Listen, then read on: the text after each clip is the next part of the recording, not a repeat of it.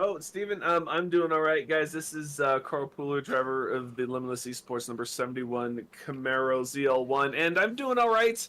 And as Steven mentioned, we have Adam here. Adam, how you doing tonight? I'm doing great. Thank you guys for having me on. Adam Buzzio, driver of the number 5 for Next Level Motorsports. Happy to be here. All right, we'd love to have you here with us and replacing Richard this week. Honestly, I think it's what the people want, so maybe we'll keep it going. Happy to replace Richard. And our special guest this week is none other than the number 33, Zachary Maddox. Zach, how are you doing tonight? I'm doing fantastic. Thanks for having me on. Of course, we're happy to have you. Zachary King is asking how Zach is on there. Well, you know, They like me better. My name is Modern spelled technology. superior. no It's comment. crazy. Yeah. But this is the Holler Podcast, episode 17.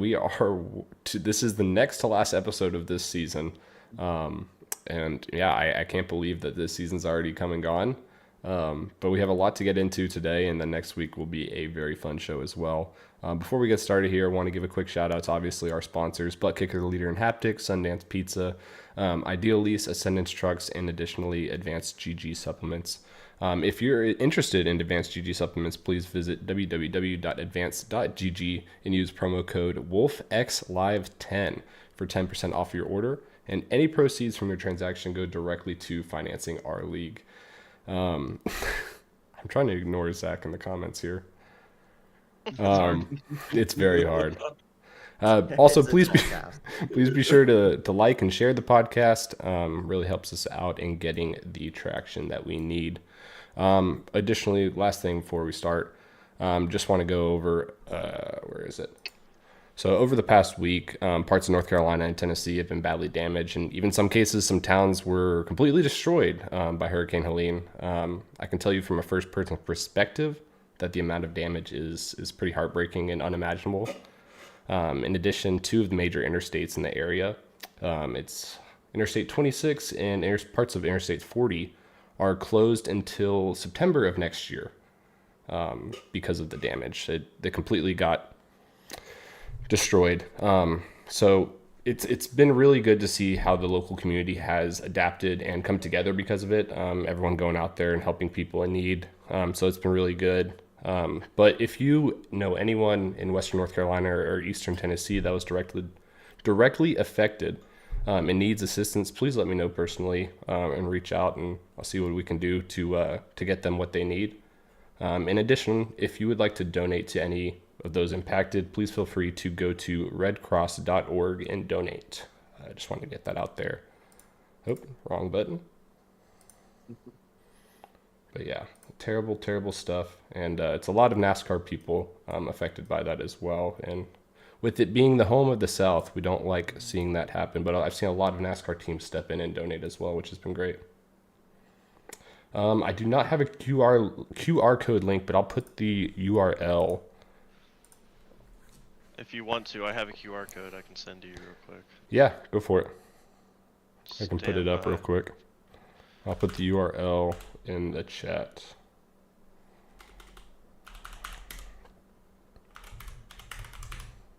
What are you pointing at, Carl? I'm waiting for him to bring up some sort of QR code and information, but he's gonna leave me hanging. Stand Yeah. by. Stand by. I'm trying. The program's loading up. What is this? Willows 98. Adobe Illustrator. Yeah, JGR has What's been going a on, big Brandon? contributor. I know a lot of teams donated to, was it North Wilkesboro? They had a bunch of Yeah, I haulers think it pull was. up. It's really been great just to see the whole community. I was talking to my barber today, and my barber was saying of this part of the country just all comes together whenever anything like this happens, and it's really good to see a common person just offering help in any way they can. And I was thinking back when I lived in Dallas, like I could not imagine people helping anyone. If there was a tornado, like who cared? Like it happened, like we're not going to help you. What is going on? I guess you got new dogs. 19 new dogs, it looks like. I don't remember getting new dogs. Up to 27. Huh. Wait, are we talking about dogs or drinks here? What's going on, Julie? Check Discord. Why is Julie's name Jeweler. That I was That's a questioning good that last question. week. Julie, you messed up your own YouTube name. My sweet, sweet, beautiful wife. We're gonna have to have a conversation. I already know you don't know how to check the email and change it, so we're gonna have to figure it out. That's crazy. What is going on in this Discord chat? Jeweler Oh, Stone man. here. First of all, that's her maiden name, so I'm personally. I do not have any new dogs, thankfully. Addison's tried to get some to bring home with us from the storms Yeah, and such, but Julie no. did mention you guys might get 50 new dogs. By Yeah, so- we tried to help out with any of the dogs that were abandoned from the storm, and I told Addison, I said, we're going to do that. We are not taking any home right now. We'll sponsor them, fine, maybe foster, but no, I'm not taking them in to keep them. But I'll tell you what, goodness. man. As a tangent, while we figure out what we're figuring out, we rescued both our dogs and we fostered once, and I just don't have the heart to do it. I had such a hard time getting rid of him. If I fostered every dog I wanted to foster, we would have 47 dogs. Yeah, and that's And my concern. It's tough, man. If you're soft like I am when it comes to animals, it's even if you only have them for a couple weeks, you're like, oh. It is very tough, Yeah. and that's why I don't even want to get into it. You're probably better off, honestly. I mean, it's an every week thing with her already. Talking about bringing dogs home from the clinic, so I'm glad that hasn't happened yet. Zach, did you get that? Oh, you did get sent over to me. Our faces are going to disappear real And quick. we're gone. I told you real quick. Oh, look at that. Steven broke it. I told you It's all real broke. quick. Broken. I have to save this. Julie is currently volunteering my money, apparently. I see that. Oh? That's I'll take it. good luck, buddy. Yeah, we got a Skip it back. leaky roof. Oh, what is so, going on here? You know, funny story though. The wife and I were talking. Ashley and I were talking. We think we have 40 acres here, and we thought it would be kind of fun to do some sort of dog sanctuary or animal sanctuary. Just use all the space, and any animal that wants to come by or needs help, we can do that. And maybe down the line, we'll think about doing that. We have always wanted to do that. So I have told Julie multiple times if I ever won the lottery, the first thing I would do would be to pay off all our debts and all our family's debts, like houses, whatever, pay all that off. And then the second thing I would do would go to all the local animal shelters, take all the dogs, and build like a dog sanctuary. Mhm. That's literally the second thing I would do. Financially responsible? Probably not. But I would have all the dogs. Exactly. You're rich in the soul with all those dogs. That's all that So counts. rich. Dog food's expensive though. So It really is. But Not you know, if you have a one- wife as a vet, or a Oh, vet well, as see? a wife. I do not. Here we go. We have a plan forming here. Please send me black market blue buffalo. Oh, We can get you man, better for food real. than that. Do that too. So we got the QR code thanks to Zach for sending it over. The QR code is to go donate money. It is to the Red Cross. Is that correct, Zach? Yes, directly to the Awesome. Red Cross, Hurricane Helene's page that they have set up for it. Awesome. Thank you for that. And if you'd like to donate, please feel free. It is not a requirement by any means. We don't get any kickback from this. It's just purely out of the kindness of your own heart and to help anyone in the affected areas. But on to our scheduled programming. So this past week we had the next to last race of the season for the BRB Butt Kicker Cup Series. Why did we decide to have it at Martinsville? I don't know. You know what? I'd have to go back a couple months and really think about that decision and how it got approved by this admin team. Because man, on paper it sounded like a great idea, and honestly, if we had a podcast or a broadcast, sorry, I feel like it would have turned out really well. For pure entertainment. As a driver, though, it was one of the most frustrating things. Yes, very much so. Especially that stage. It two. was. I thought the same thing, Steve. I think if the broadcast would have been done, obviously our broadcast was down this week due to Andrew from Pit Stop being affected by Helene. No fault of his own, nothing we could do about it. But so obviously we didn't have the broadcast this week. I think it would have been entertaining to a point for the fans, but it was not, like Steven mentioned, it was not entertaining from a driver's perspective. So, never again. Never again. Until next season. Never, and absolutely not. Full transparency. Right after the race ended, we have our schedule made for season 3, and I said we're taking Martinsville off of it. We had Martinsville on it, and right after the race, I said we are removing Martinsville. It's just not even worth it. Yeah, so that is not going to be on the schedule for next season. But within the race, we had a winner, and it is a winner that's won already this season, and that was Johnny Wood Jr. So Johnny Wood Jr. ended up leading 99 out of 201 laps in the Maddox Graphics 200 at Martinsville to get his second win of the season. Carl, take us through your race and what you saw. Oh man, it was interesting. It was very difficult to pass. Lap 4, we're coming off Adams inside of the inside line. I'm outside and I throttle up just a little bit much, get squirrely and bump him. First thing he does is go into the inside wall. Lap 4. I'm like, well, great. I caused the first caution and there's my first my EOL. And right off the bat, I was really nervous because, as you mentioned, there were some drive-through penalties. There was one park due to too many cautions caused, and it was chaotic. You really just had to plan your moves, and the choose rule was super, super important. You either chose the outside line and went up 2 or 3 rows, or you chose the inside line where that was the preferred line, but you could have lost 2 or 3 rows. So it was very difficult on the choose. Overall, I got stage points. I finished in the top 5. It was okay, but I'll chalk one of that up to luck, honestly. I mean, it's luck and a little bit of track position battle. It felt like as long as you can hold on to it and people were being nice behind you, you can make it work. If it's good. It's a big if, honestly, at times, and I was guilty of being impatient at times during that race. I'm sure Zach knows very well. Yes. Zach, if you want to take us through your race and even that incident, if you would like, feel free. Is this family friendly or not? It's totally up to you. If you are not into family friendly, feel free to mute. That's a great question. Or non-family friendly. A shit show. And I only say that because we'll get into this later, right? I'm very new to like iRacing. Any race we do in the league, it's my first time racing that course, and I already struggled enough with New Hampshire. I knew New Hampshire was similar, like flat track wise, so I knew I was gonna struggle. But damn, especially after that lap 65, getting turned by the number 2 car. It was like almost downhill from there. Like in my experience, when you get caught up in an incident, it's like they just keep happening. I think there was 2 or 3 more spins for me right after that. Yep.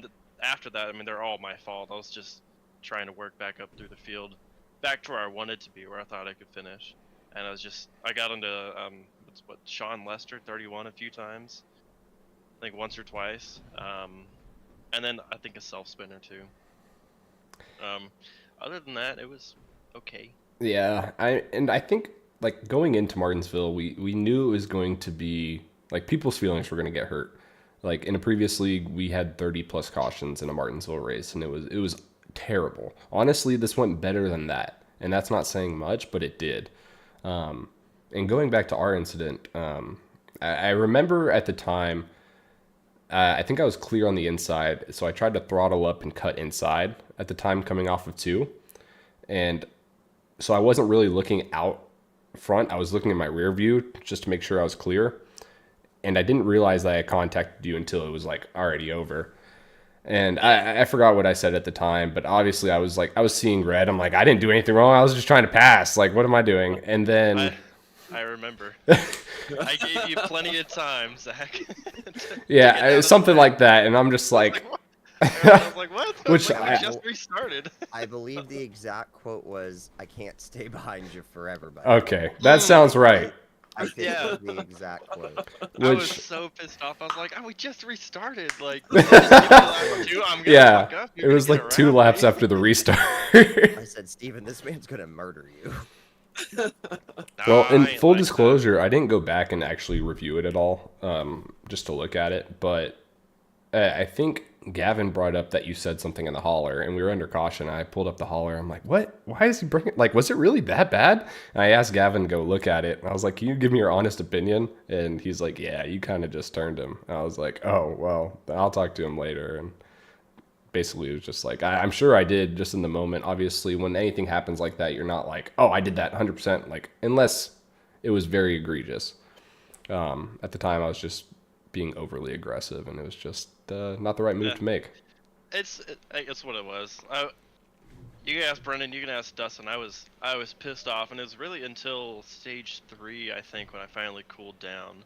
But yeah, I remember I watched Adam's stream, and I remember hearing Steven say, "How the hell is he typing in the hauler and still is he on the track?" So I wanted to. I had my left hand on the steering wheel driving, and I was on my phone just That's typing a crazy. message in. That's commitment. We were So all impressed, to be honest. Yeah. I said the same thing. I was like, I don't know how he's doing it. I can barely do like a type command in iRacing when I'm driving. So Patient To do texting it. and driving. That's all. I guess, man. I guess so. No, I definitely got arrow tight. Brendan's right. I got arrow tight into the other Maddox brother.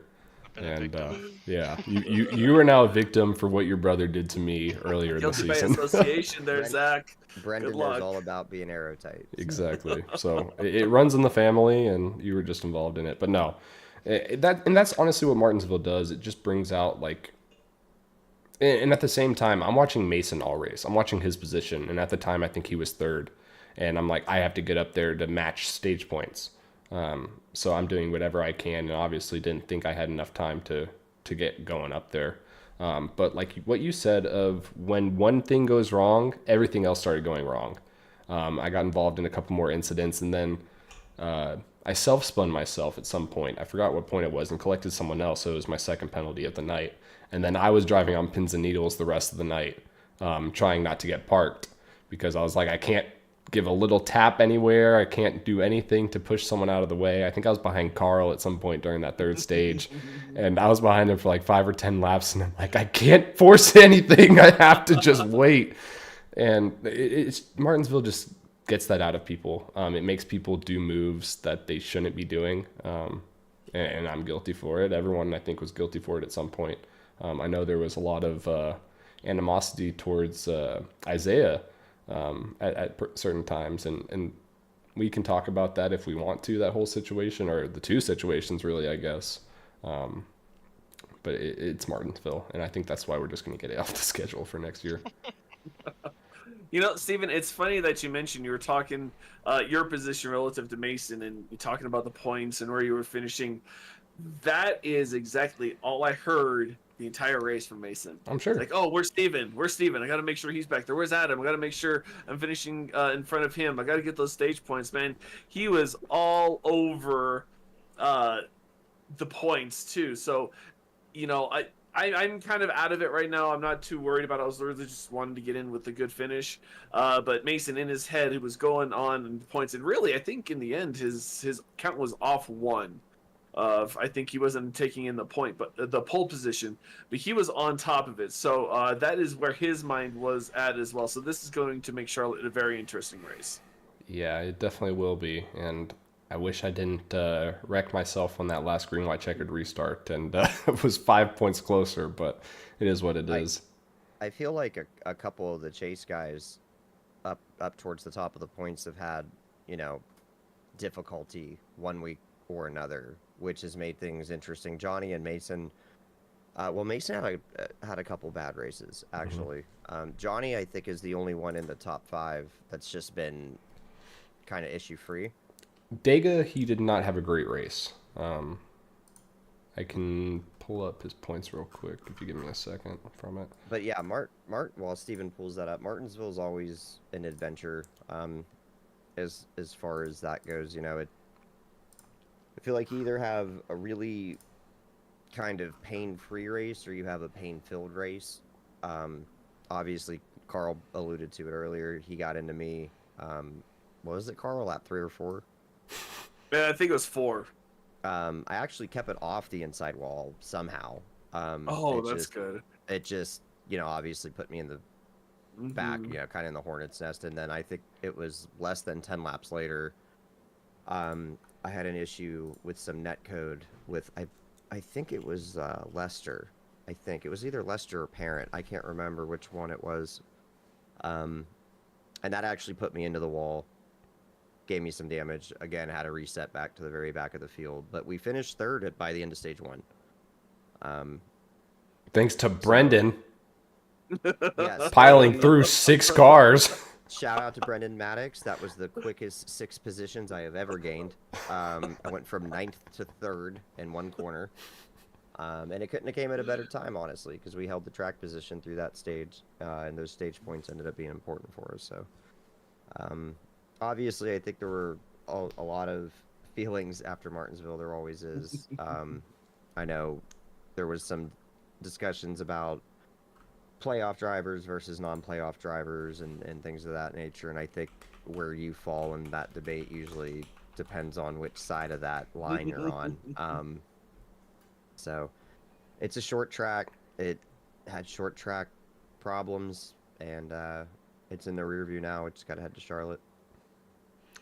Yeah, and going back to Johnny ended up finishing 13th at Dega, getting 27 points. So not a great chase race by point standards. I feel like as long as you're getting mid 30s and higher, like it's good enough. But yeah, so I would say everyone in the chase has had at least one race that it was just not great. Some even multiples. I think Mason honestly has had 2 rough ones. He has, yeah. Well, Mason had such a big points lead. He did. I mean, the fact that it's even mathematically possible for more than 2 or 3 guys to get the championship if something catastrophic happens is kind of crazy considering where we were 4 or 5 races ago. Dega was obviously awful for me. That I don't even need to go back to that, but I mean, yeah, I think it's the top 5 were within 15 points of each other. You are correct. And we'll get into that here we'll momentarily. But I'm trying to. I mean, I guess we can go. I'm just going to run through the top 10 real quick from Martinsville. So, like I said, Johnny Wood Jr. Is your winner for his 2nd win of the season. Isaiah Sutherland, great race by him. He was fast all night and he was very aggressive. There was a time he was behind me and I said, I'm just going to let him go. I'm not even going to not even going to mess anything up. Just going to let him go around. He's faster. Don't want to get involved in anything. Isaiah finished 2nd. Mason Houseman getting a good finish when he needed it in 3rd. Carl Pooler, yourself, finishing 4th. Very good finish for you. Adam Buzzio 5th. Jason Bottom 6th. Jamie Plord 7th. Josh Anderson 8th. Zachary Maddox 9th. And Jared Hughes 10th. So big shout out to Jason Bottoms, Jamie Plord, and Josh Anderson for top 10s. Jamie was solid all night. I know he was struggling coming in, but he got it together real quick. And Jason Bottoms I saw up there for a bit at times, so good runs for them. I want to give a shout out to Cody Dorsey, who was at one point 9 laps down and ended up finishing on the lead lap in 11th. Which He stuck with it wild. all night long. Insane. He stuck with it all night He did. long and come back for a decent finish. That was really impressive.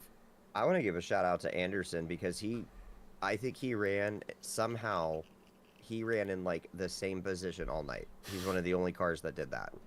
He basically was in that kind of lower half of the top 10 the entire race, and he didn't cause any issues. I don't think anybody had a single run-in with the guy, so he held his own there. Definitely so. And before we get on to the meatball of the week, do we want to discuss the situation between Isaiah and Brendan, and or Isaiah and Jared? Yeah, I think it warrants an open and honest conversation. You know what I mean? I kind of put my 2 cents out into the hauler earlier this week. For those that don't know, Jared is one of our top 5 chase contenders. Brendan is also in the chase. Isaiah is not. He joined us a little bit later in the season, and he's ran great. But one of the rules we have is is that you have to run X amount of races before you're eligible for the chase, and he unfortunately missed that cutoff. So he's not part of the chase.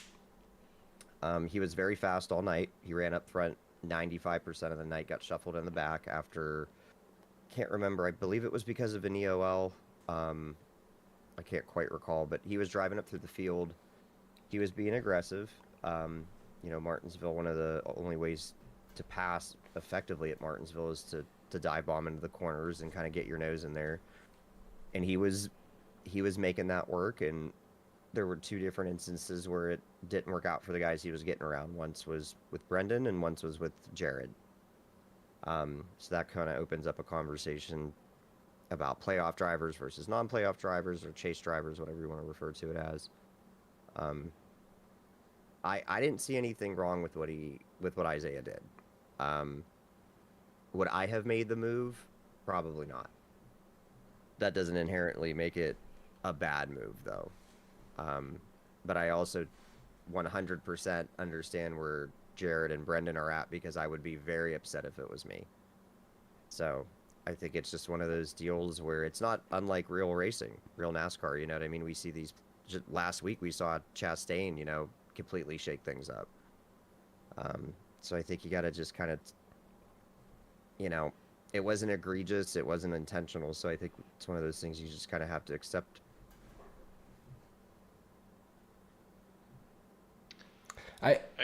Go ahead. I was gonna say I agree. From my standpoint, I know I certainly would never make that move, and it's just because I don't have the skill level to do a move like that. I know I would lock the brakes up and I'd just wash up the track and I'd take out half the field trying to do something like that. Now when I noticed Isaiah coming up on me in the race, I sent him a message afterwards or maybe the next morning, and I was like, hey, just to let you know, whatever happened in the holler's a holler. I'm just trying to poke the bear, but I'm not going to race you any different for whatever happened. And he's like, yeah, well, when I passed you, nothing happened because we just did a drag race off the corner. And I was like, to be honest, when you passed me, I didn't even know you were trying to pass me. I know when there's cars going on my inside, I'm sticking to the second lane on around that corner and trying to stick it as close as I can to the wall. And I'm not going to try to squeeze too much. I'm a non-playoff driver. I'm new-ish. I've been here for most of the season. And I just know my skill level's not up to par with, I'd say, at least the top 10 of the league. So I'm not going to do a whole lot of aggressive, like, challenging and pushing aggressive into the corners. Just like Adam said, I would never do that move. But ultimately, there's nothing really wrong with doing it. It just kind of depends on the other driver. Now, with my brother, he did a more aggressive block, and that's what got him turned, right? Jared's, I have to go look at it again to see if I remember correctly, but he didn't do as an egregious of a block. He was just kind of running a line, and I really don't think there was that much contact, if I remember correctly, and he just got turned from it. So it's just kind of what happened in the situation. It's unfortunate that it's 2 playoff drivers, but at the end of the day, that's just the risk you run, right? Race in the field with playoff drivers and non-playoff drivers. It's gonna happen, right? It's almost inevitable, I would say. And I think it's a good thing at the end of the day, like, I don't have anything against Isaiah running out to go win a race. He's fast enough to go win a race. Go for it. If you can beat these playoff drivers, please feel free. But going back to y'all's points of, like, I wouldn't make that move or whatever the case is, I would try to be safe around them. And honestly, I don't think he did anything reckless. I think he was just driving aggressively, and he knew he was fast. And unfortunately, I see it as in Brendan and Jared's situation. It's obviously unfortunate of the result. However, I saw Brendan said he was trying to squeeze him, and that's kind of part of the gamble you play if you're trying to squeeze a guy, especially at Martinsville. You don't give them enough room, and they get up into you can't do anything about it. So it's kind of in that scenario, if you're the playoff driver on the outside there, give him that little extra room. If he's faster than you, just let it go. I know that 1 point might be important, but it's going to be better than losing 10 points plus by getting wrecked. Yeah, you're good. Sorry. Martinsville's a very unique track in that exact situation, too, when it comes to pinching a guy down, because usually if you pinch a guy down on the low side, there's I don't want to say there's minimal risk, but there's less of a risk than at a place like Martinsville because you have the curbing on the bottom. So if that guy on the bottom really wants to push the issue, he might get that curbing, and as soon as you touch that, it's over. There's you either have to completely get out of the gas to let the car kind of reset, or you wash up, or you spin. That happened to Johnny, and that one total track blocking incident that happened. You know, he went down low to miss the wreck, car completely spun out on him. And to Brendan's credit, like I can actually see him in the chat right now. He's aware of kind of what precipitated that, and it's just one of those deals. So It's And, you learn and you move on. Sorry, Carl. Go ahead. yeah, 100%. Well, and Martinsville is one of those. You also kind of have to think about it as a super speedway in the terms of you have to pick your battles. Where do you want to go? Yes, especially as the race went on, the ideal line, the fast line was, you kind of have a late entry in, hit the apex, and arc out. Well, if you wanted to make the move and make a shot for position, you had to dive in. You had to take that really shallow entry into the corner, which tend to lead that inside car to wash up.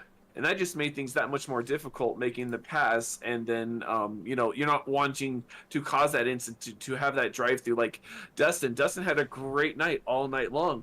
Unfortunately, he was caught with the drive through at, right before the green white checkered. And that just, unfortunately ended his night. And without, so much as how did he do? He got 20 stage points, which was good, but unfortunately, you can't make those mistakes that late in the race and expect to recover from them. So I think, like you said, Steven, earlier, racing on pins and needles, I knew after the first one at lap 4, I was in trouble. So it was very tough to make moves, to move around, and I was more of the opinion I'll let the guy by rather than get pegged for a penalty or something like that, just because I knew early on I was on the back foot.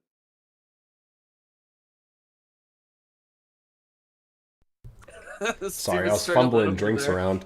But no, you said that perfectly. Especially when you get in you cause an incident 4 laps into a 200 lap race at Martinsville, when you know there's going to be more bumps and bruises along the way. It's terrifying. But honestly, I would have rather it been that way for me, because then I think I would have had a reality check right away, and I could have just raced my race instead of trying to push it and race Mason.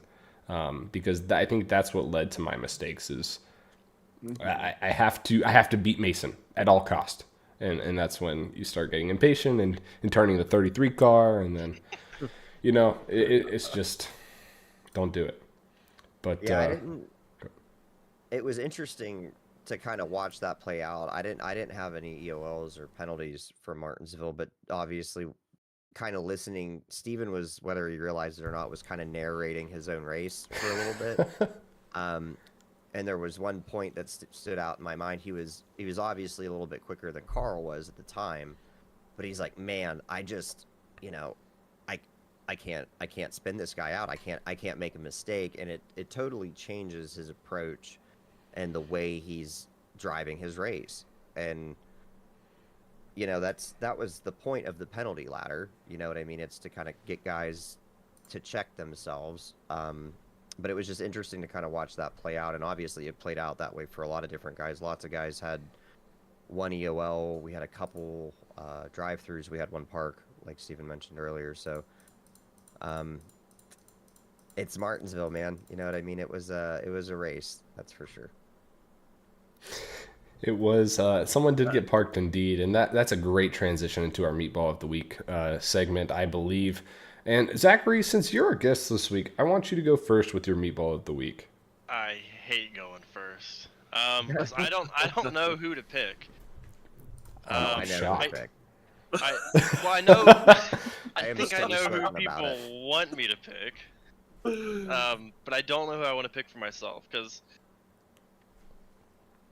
my race wasn't impacted that much, especially in stage 2, right, with Steven, right? An easy cop would be, oh yeah, Steven, he spun me. But it didn't really affect my race. I got my own way a whole lot. I'm not going to give myself a meatball. That's just... No, that's boring. There's no honor in that. Yeah. And I can't... Brennan's going to hate me for this. I can't give it to Isaiah because it's not I don't think he did anything egregious. Even though, yes, that the passes he did resulted in two playoff errors being taken out. It wasn't a necessarily boneheaded move, and it's not going to be Brendan either to calm him down if he was worried about it. Who do I pick? I think I don't want to steal yours, Steven, but it's got to be Zach King. And just for the simple fact that I know he had so many penalties that he got parked. I don't even know exactly what he did. Zach, I'm sorry. Because this is kind of a blind shot at someone. I don't know exactly what happened. I didn't go review it. I didn't really care to. So, Yeah, no. with love, it's you. With love, it's That's you. fair. I think that's a new one for the meatball of the week. That's fantastic. We should put that on the flag. On the floor. With love, it's you. That's classic. Just to piggyback while the iron's still hot, I'm also going to go with Zach this week. I don't know I think it was his third incident, the one that got him parked. I think he got loose on the outside of me coming out of 3 and then just spun it down into me and then went back up the track and collected. I think Adam was involved. I think Adam and I both got our like actual meatballs and we had to fast repair after that incident. And it was a complete mess. And after that, the caution came out, and I made my way up the track a little bit to give him a little door of like, hey, like, what are you doing kind of thing. At the same time, he was getting pushed down, and then next thing you know, he's around my front bumper going into Carl, and then Carl's yelling of what's going on, what did I do? So yeah, I wouldn't say I intentionally wrecked you into Carl, Zach. I think it honestly was just, it was probably not the best idea for me to even go up to your door, and then it was just compounding everything, and then Carl got involved. But you're still my meatball of the week, so. And just to clarify, it's Zach King, not Zach Maddox. Correct, Zach King, not Zach Maddox.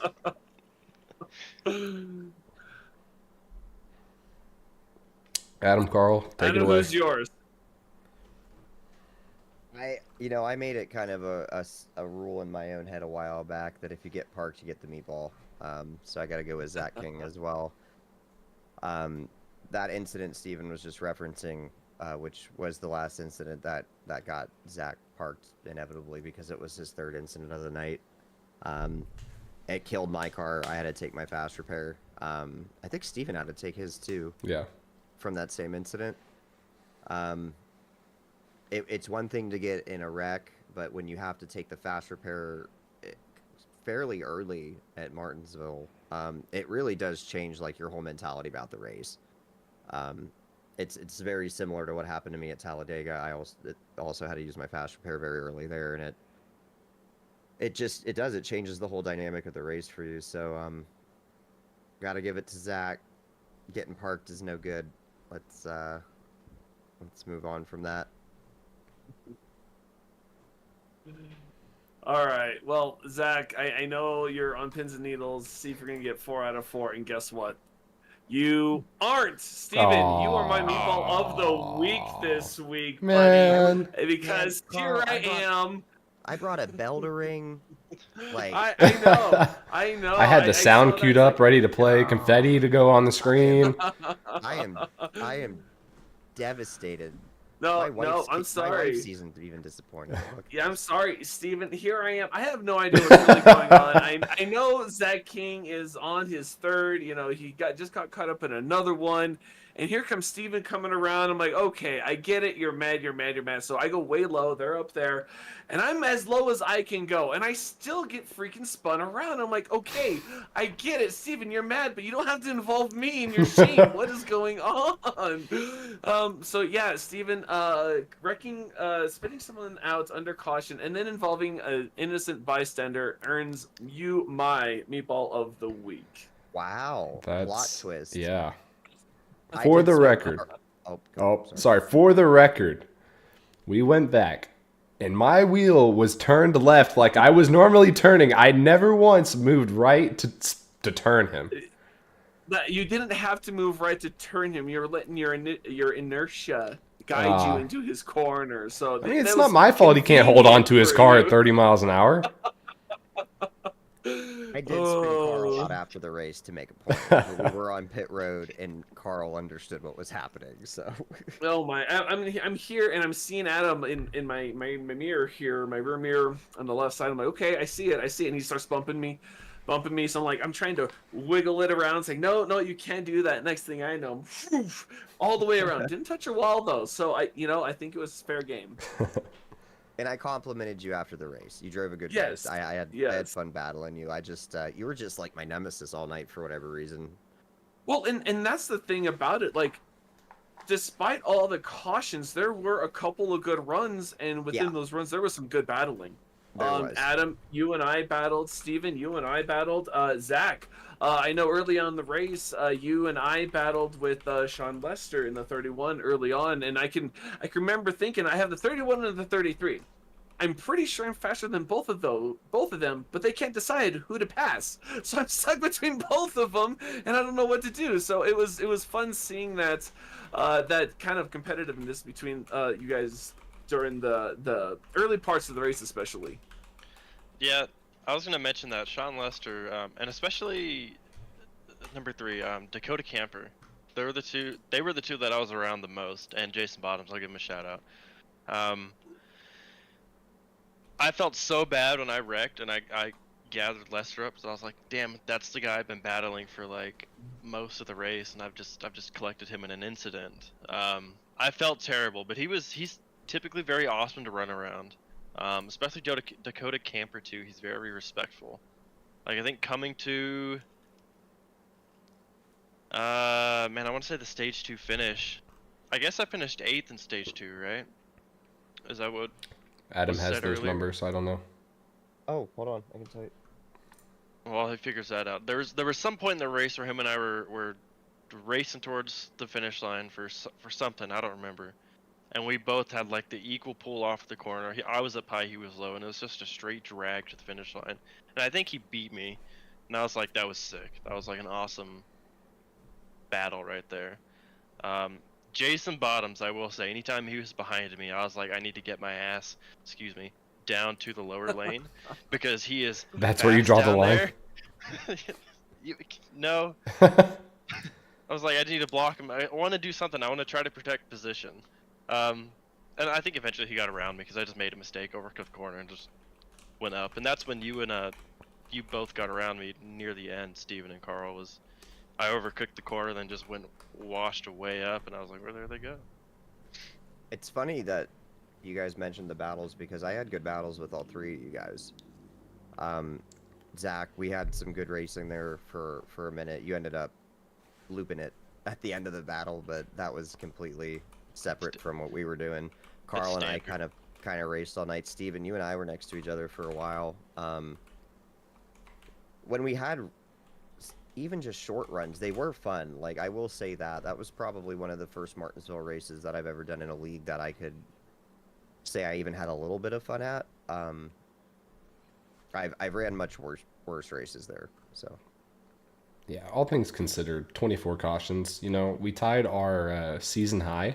Actually, Carl and I were looking at this before we started. It's actually our league record, technically. We've reached that 3 times this season. Martinsville, New Hampshire, and Richmond.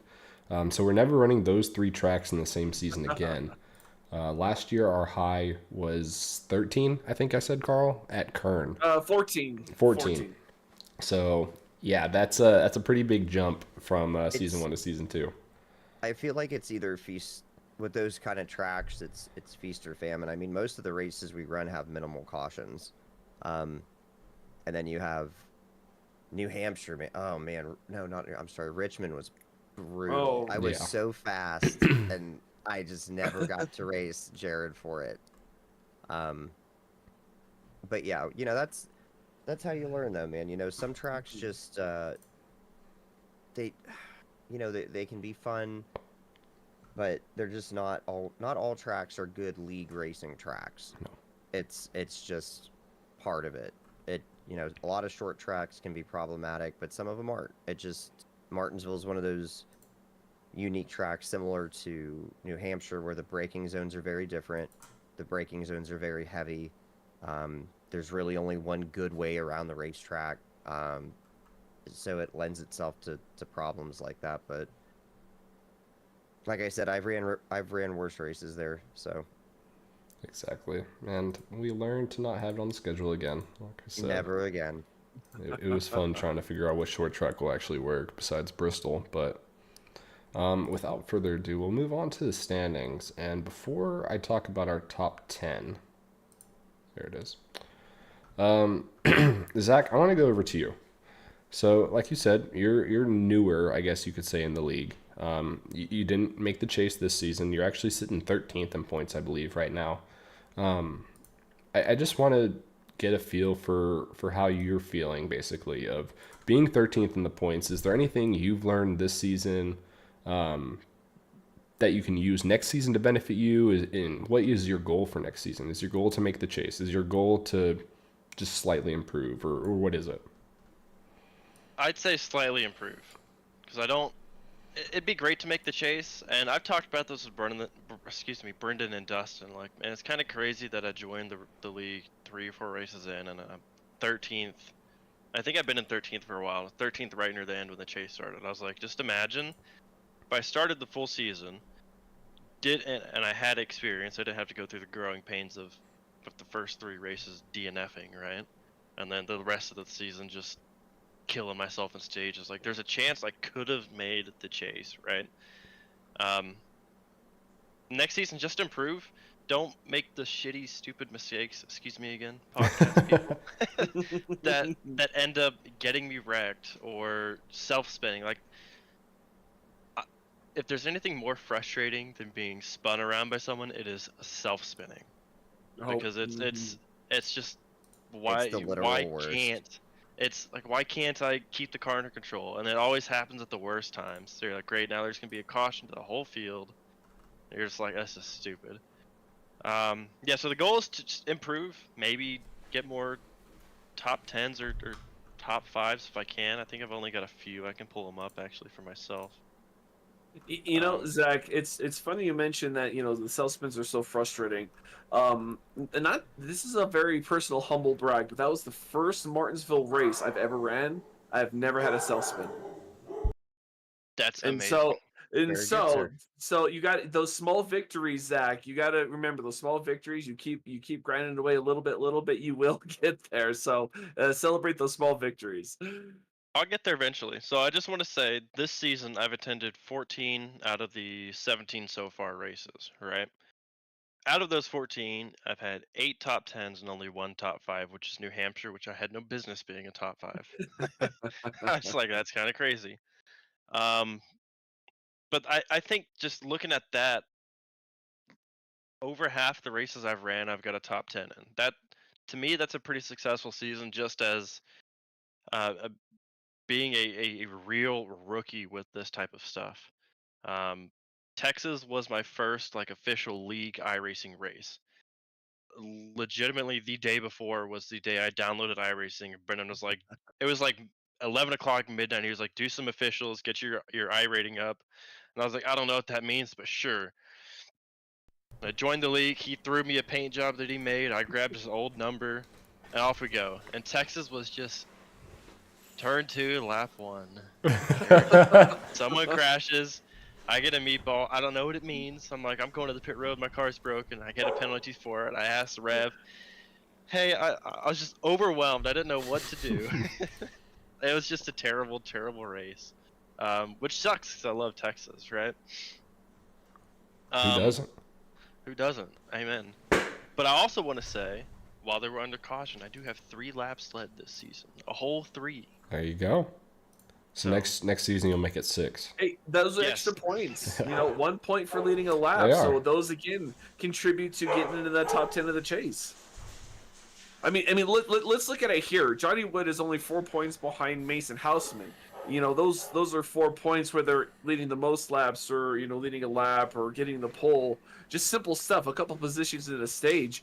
I think because we were also talking about when the chase started, it was between Brendan and Evan Patinko, I think, or Mhm. not Evan Patinko, but Jamie Plord. Yes, if I can And interject here real quick. Dakota, yes. Bleh. If you're watching, I'm coming for 12th. Ooh.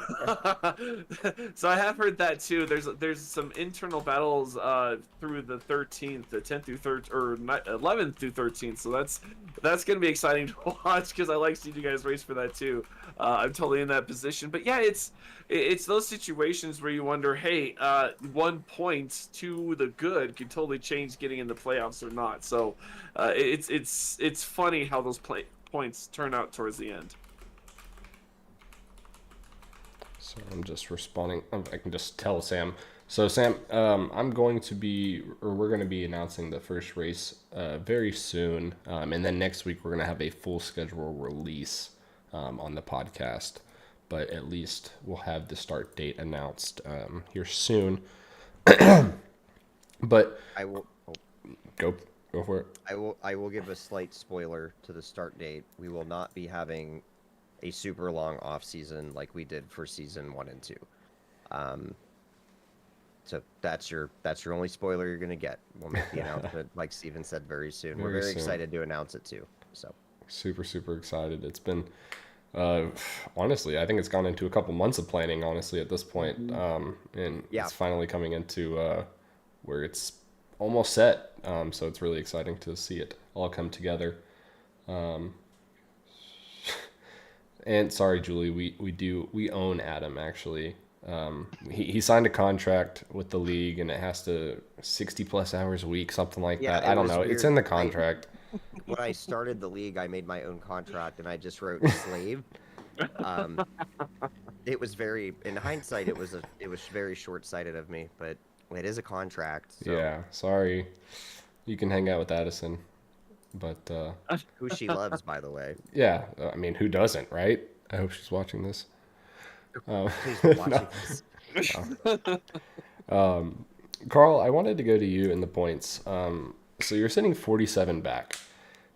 Mathematically, you're not eliminated, but you're at very thin odds. I just essentially you don't have a chance for the championship, to cut it bluntly. With that being said, how does that change your mentality going into this last race? It, it's funny because I was thinking about that all week long, or I guess what could have been, because I finished second at Talladega, finished fourth at Martinsville. Roval, I knew wasn't going to be my strong race, but it makes me think what could have been at Vegas, But with that's neither here nor there. I have what I have in front of me, and it's kind of just the same thing. I want to perform well. I want to get good stage points. I want to finish towards the front. We had kind of a sit down earlier in the season, a podcast, and I kind of said Charlotte's one of my more favorite tracks. I don't know if it was this past off season, the off season before, we had a recruitment race to Charlotte, and I actually grabbed the pole from Gavin, Adam, and everyone else. So I was really happy about that at the time. Didn't last because I think I wrecked myself, but I really enjoy Charlotte. So it kind of makes me think, if I do well at Charlotte, what could my championship hopes have been, not for the first round in Vegas. And it's easy to go into and saying that I think Adam feels the same way. If Talladega wasn't a thing, and I'm like, man, if Martinsville wasn't a thing, or if we didn't have the Roval, like, man, I'd be happier too. But we can always play that game. But does it give you more of the freedom to go on an alternative strategy to just go for that win, that elusive win? I think it really does. I can really go crazy on the strategy. Like I kind of had to go off strategy on the Roval just because I messed my race up, so I had to recover whatever I could. But this one kind of gives me an opportunity to say, hey, maybe I can try something different, try something a little out there. But it all depends on how the race goes. Charlotte is known for really good racing, but for the most part, it's a wide track. You can go 3 wide and be able to save it. It depends on how the race goes. It's one of the situations, how hard you want to push their early run versus the long run. How's the flow of the race? I think those are two decisions that need to be played out versus everything else. Charlotte's a very interesting track, but I love it. I'm excited for it. Yeah, Charlotte, and I'm glad that we have it as a championship race, and it's this close. I think it's just going to make it that much better. Adam, people are talking about you in chat. 15 points back, very much within reach. However, you and I were talking about this, I think at points over the past week or two, of you're only 15 points back, but the hardest part of that is there's 4 guys in front of you. So not only do you have to make up 15 points to Mason, but you also have to manage those gaps to everyone else. What is your mentality going into this week? Yeah, it's a unique. I don't want to say it's unique. It's an interesting situation though, right? Because you say you're 15 points back, and that seems totally doable. You know what I mean? But the factors that go into that is, mathematically and statistically, the top 5 that we're talking about, the 4 guys ahead of me and myself, statistically, we're probably the strongest in the league overall as far as stage points and finishes and things like that go. So when you factor that in, and then you factor the fact that not only do I have to perform at 100%, the 4 people ahead of me, kind of with exception to you, Steven, since we're so close, you wouldn't have to have a terrible race. I would just have to do just a little bit better than you. 5 points is nothing. Right, but the top 3, all 3 of those guys have to have bad races, basically. They're going to have to get minimal stage points. I'll have to maximize stage points, and then you have the finishing, obviously. So when you kind of factor all that in, it's, I don't want to say it, I don't know how to put it. I'm not deterred by it, because I think the only way my approach would be different is if I was 2 or 3 points behind first place. Other than that, I'm just going to try to do what I've done every single week, and that's maximize my points. Would it be great to leave with the championship? Of course it would be. But, when you look at it on paper, I mean, if I was Mason, I'd be worried, because Johnny has been very, very strong at mile and a halves. So it seems unlikely to me that he'll suddenly, fall apart. You've got Mason up there, obviously, who's been super strong most of the season. He's kind of had a rough chase. You have yourself, Steven, and then Jared.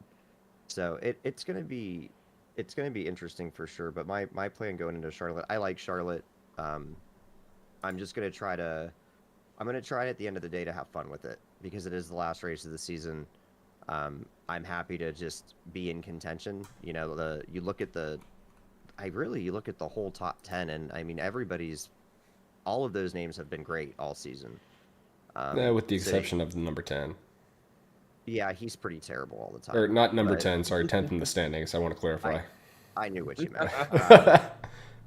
But just to be, where I'm at in points after, because Talladega was really bad for me. I got basically no stage points because of the wrecks that happened. Well, I got some stage points, but I finished almost last, which obviously is huge when the top 5 in the chase. I think you guys all finished within the top, 7 or 8. So I'm looking forward to it. This season's been great. One of my better seasons overall. So I'm just, it's kind of one of those weird things being a league owner too, because you're looking at yourself as an individual, but at the same time I can't help but to kind of sit back and look at where the league's at and just be like, man, this is awesome. Like, wherever I finish, I'll finish, and that'll be the end of season 2, and I'll move on from it. But for the points to be as close as they are after 18 races, to have the attendance that we have after 18 races, I'm on it. I couldn't really be happier about the situation. So we'll see how it goes. Yeah, I think the situation that we're in is light years ahead of last season. Yeah. Granted, I'm sure you're probably in the same boat too a little bit. I wish I had the consistency this season that I did last season, because then I feel like we would actually have a run for Mason. But other than that, it's been great for a whole league, health-wise. I think we've been great. I really think Mason should feel a lot of pressure this week, though. That's what I'm saying. Yeah, I 100% agree. I'd say Johnny, myself, Jared, and you, Adam, I think we're playing with house money. Like, we're not leading it, and we weren't necessarily leading the standings at any point in this chase. And if we go and have a good race and come away with it, I think like more power to it. We don't have anything to lose, kind of thing. Right. Mason's had the lead of the points almost all season, all chase long for the most part, and he can lose it to five different guys, really. Just like that, if he has one minor slip up, someone will be there and take care of it when you have that many people involved. I think what would psych me out if I was Mason, and this isn't anything against Mason, obviously, but like to go into the chase with the lead he had. Because if you looked at the points on paper 4 races ago, no way. Like, no, I mean, I can't remember what his lead was, but it was pretty Trying to substantial find it because for you. Mason had 5 wins and did well in the stages. And yeah, I'd be curious to see what because I have a number in my head. I don't know if that's right though. Well, when he started the chase, or when we started the chase, he was up 20 over It you, was- Adam. It was 20. Mm-hmm. So in chase points, that's a lot. You know what Yeah. I mean? Especially, running how we all run. So to be going into the final race and being only 4 up. And less than 20 over the top 5.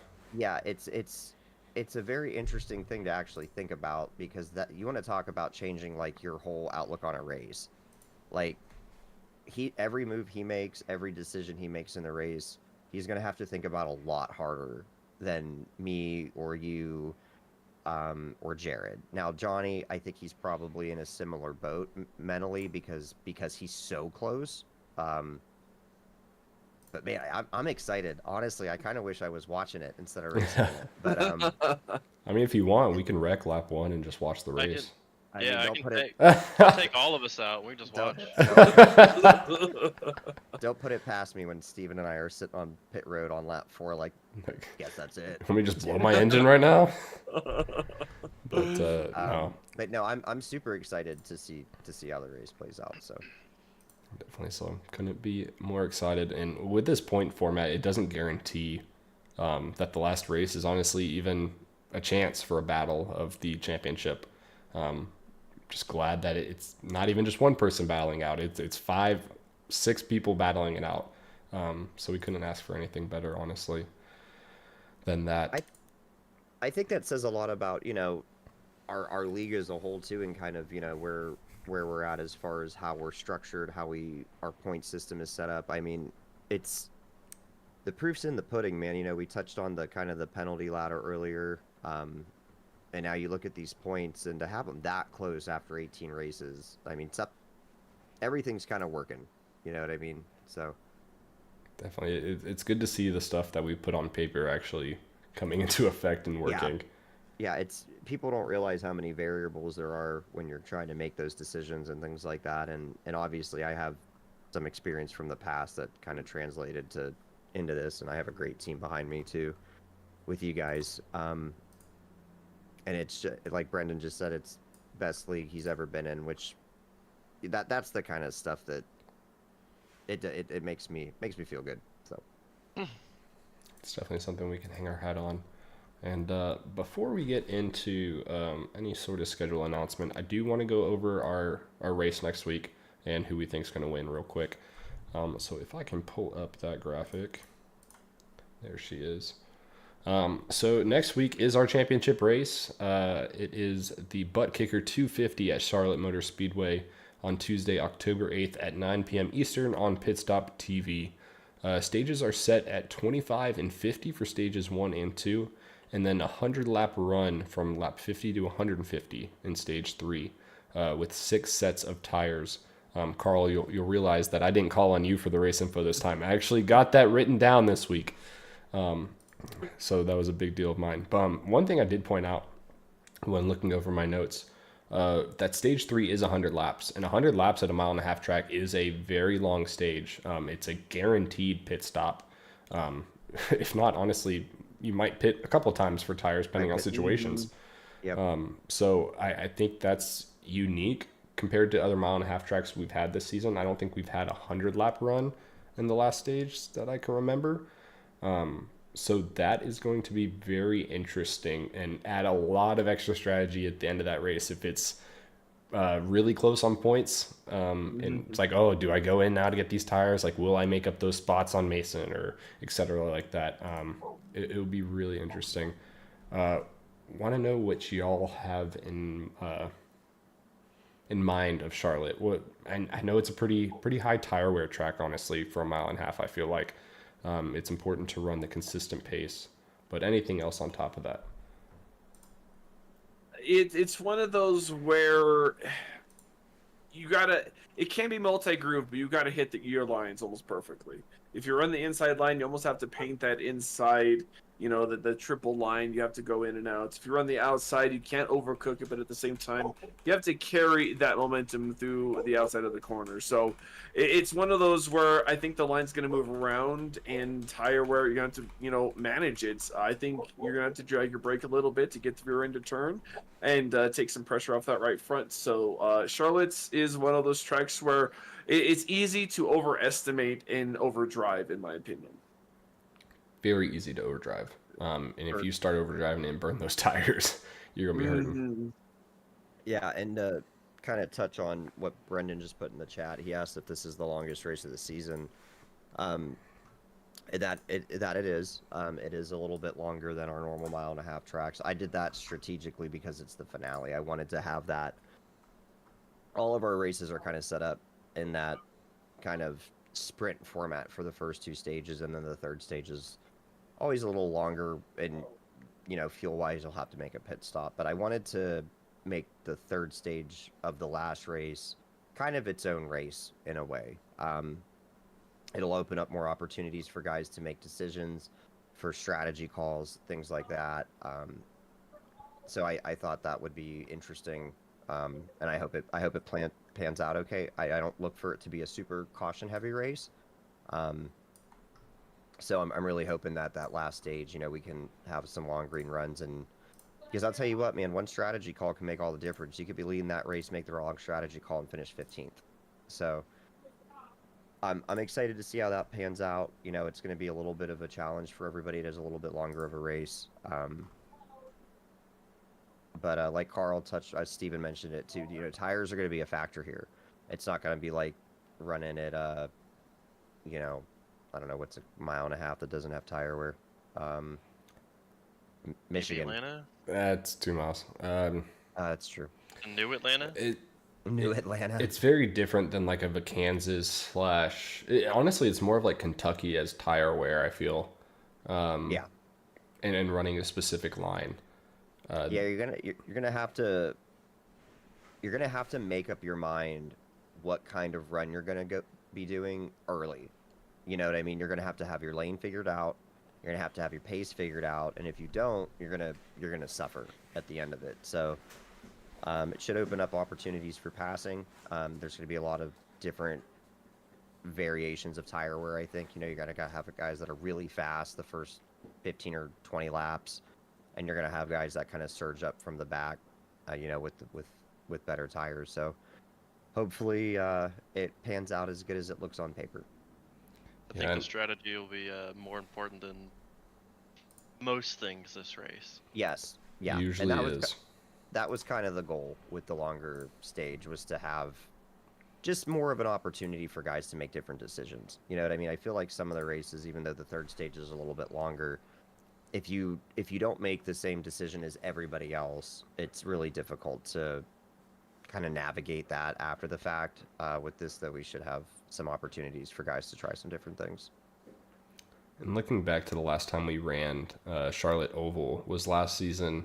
We did it for our 400-mile race. So we did 265 laps. We only had 10 cautions during that whole time. So like you said, Adam, it really isn't a heavy caution track. So don't expect too many incidents. Every once in a while, it might mess up some strategies or might create some strategies during that last run. It'll be really interesting to follow along. But with that, so this is going to be a two-part question of our prediction for who's going to win. So Zach, since you are a guest, again, I'm going to start with you. I know you don't like going first, but that's the price you got to pay for being our guest. So first, I'm going to ask who is going to win this race, and then who is going to be the champion. Damn, that's a hard two-parter. Because I feel like Johnny's got a lot of speed on the mile and a half. We know that. I feel like there's a couple of us that still have. I don't want to say they can necessarily hold up a light to them, but they're still very quick on the mile and a half. And especially you guys, even Johnny. I think if he comes out with the win, there's a chance he gets the championship. But on the flip side, we can't discount the leader. He knows it's a championship race. He knows he's going to be on top of his game, and he's going to have to win every stage and lead the most laps to guarantee him that win. And I think with that, he's going to win the race and the championship. So I'm going to pick Mason. I think he's going to race his ass off, and he's going to try not to make his mistakes, and I think he's going to go for that win. Interesting. I mean, hey, more power to him, and keep putting pressure on Mason. And honestly, he usually answers it, so I'm sure he'll appreciate that. Adam, who are you thinking this week? I think Johnny's going to win the race, but I think Mason's going to do enough in the race, as long as he doesn't pull a Mason. Johnny wins the race, but I think Mason wins the championship. I just have a hard time seeing Johnny outperforming Mason in both stages and the end of the race enough to make up. I know it's only 4 points and anything can happen, but I think Johnny wins the race, but I think Mason brings home the championship. Wouldn't that be an interesting storyline? If you think someone that wins the championship race is going to end up winning the championship, but man, that would be really close in points too. It would be, yeah. I mean, and with that said, Mason, if Johnny does show up out of the gate with more speed, Mason's going to have to be right behind him. Mm-hmm. And we've seen those two multiple times this season be 1 and 2. So it's not out of the question for it to happen. I think they're both going to have to be perfect, though. Even if neither one of them can afford to make a mistake. You have one bad stage, that's all it takes. That's all it's going to take for one of those guys to jump. Let's hypothetically say Mason has a bad stage. Johnny finishes second even in the stage, but Mason doesn't get any stage points. That's it. Pretty much. Unless the exact inverse of that happens in the next stage. So it's going to be interesting. I think overall, just based on what I know, Johnny seems like he's probably a little bit more level-headed than Mason. I don't think he quite gets as amped up. So as long as Mason can keep his emotions in check and not get in his own head too much, I think he'll bring it home. All right, Carl, what are you feeling? So for the race winner, I'm going to choose myself just because I can. I actually do feel pretty confident. The way the race will go with the championship on the line, I do feel like there could be a chance for a late race caution, and I can possibly use some strategy to get up in front and get that win. So I'm going to choose myself for the win as an outsider, but I do think Johnny Wood is going to win the championship, and it's going to kind of build off what Adam Buzzio said, is if Mason can get out of his own head. And really, the last 3 races of the regular season, he was really focused on getting the championship, really focused on wanting those extra points. The chase started, all he was thinking about was points. He's made some moves that he may or may not have made earlier on in the season. He's made some questionable decisions in terms of passing and other stuff throughout the chase, and I feel like it's cost him. Like Zach said earlier today, that's his point lead going into the chase was 20 points. It's decreased to 4. He hasn't had a great chase. He hasn't had a horrible chase, but I think that extra stress, him actually putting into his mind, hey, I need this position, I need this, has maybe psyched himself out. And I am kind of worried for Charlotte to see what's going to happen. One bad decision, one thing pressures him to make a pit stop, or one bad pass or something like that, and it could all unravel. It's going to be tough. It's going to be tough for Mason, I think. Yeah, I I agree, and I think Brendan brings up a good point to not count Dustin out for the win either. Dustin's been great on mile and a halfs, and he's known to save his tires better than most, I would say. But honestly, Carl, we're on the same wavelength right now. I have Carl winning the race, and I have Johnny winning the championship. I think something's going to happen towards the end where Carl is going to get that advantage of, and he has the freedom to go for that win more so than other people might be playing a little safer. Then again, who knows? Adam and I or Jared might be in a situation where we need to make a Hail Mary move at the end. But Carl, I know you have speed at Charlotte and you can get it done. And I'm waiting for that win to come for you.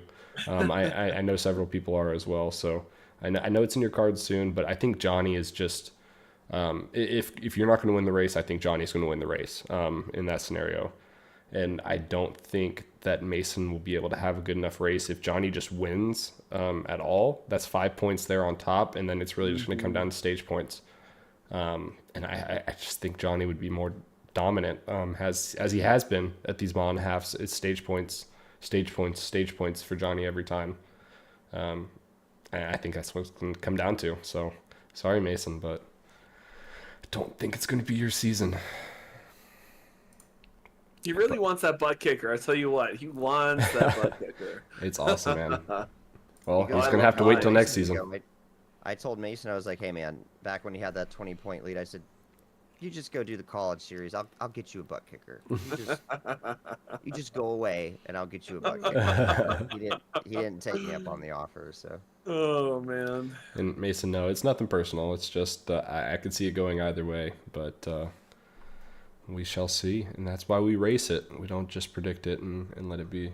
But It's gonna be interesting no matter what. Oh yeah, there's a lot of storylines to follow. Yeah, I'm again. I know we touched on it already, but I'm very excited to see.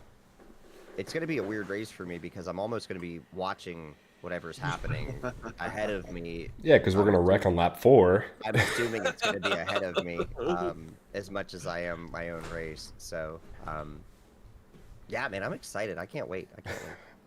Tuesday is almost here. But be sure to tune in to the Butt Kicker Cup Series Championship race on Pit Stop TV's YouTube channel this Tuesday, October 8th at 9 p.m. Eastern Standard Time. A link will also be made available on our Facebook page and our Twitter, or X, whatever you want to call it, the day of the race. So don't forget to like those pages and you'll never miss anything out. Night race, Adam, can you answer that?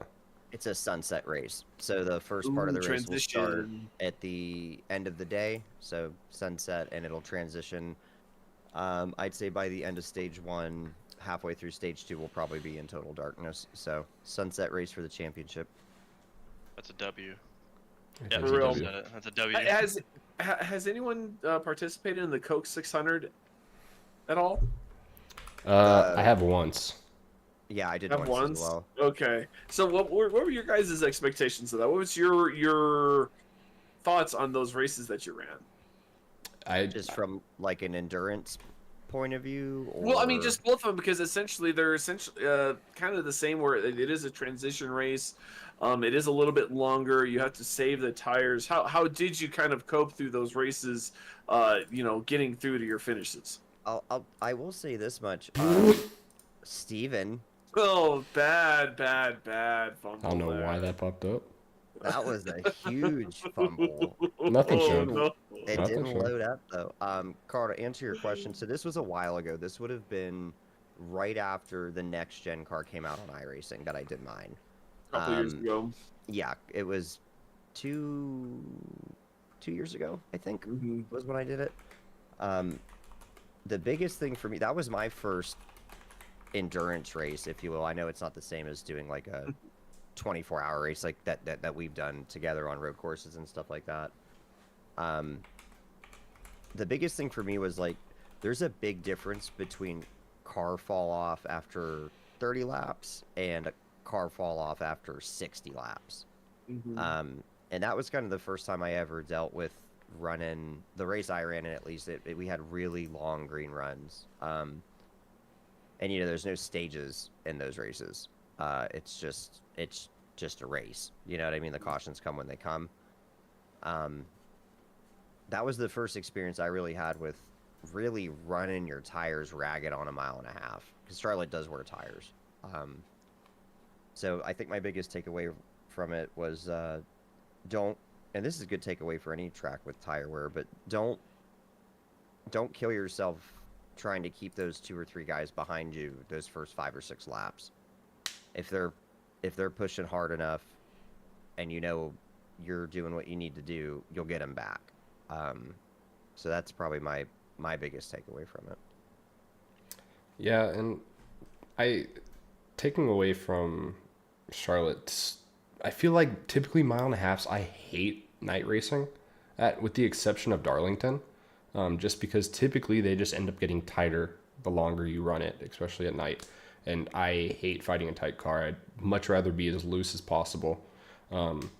But for some reason, every time I've run Charlotte, whether it was the 600 that we did, or last season when we ran that really long race, or I think even a season before in a previous league, Adam, whenever we have those transitions, I feel like personally I just gain more confidence. I don't know if it is once it goes into the night, and I find a little bit more speed in my own. I don't know how to quantify it, but the car drives completely different from the beginning to the start of the or beginning to the end of the race. Sorry.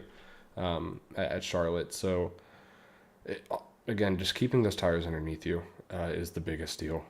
We're going to have that 100 lap run. God forbid it goes green the whole time. You're going to want to save those tires as much as you can. So yeah, that's the biggest takeaway I can really think of.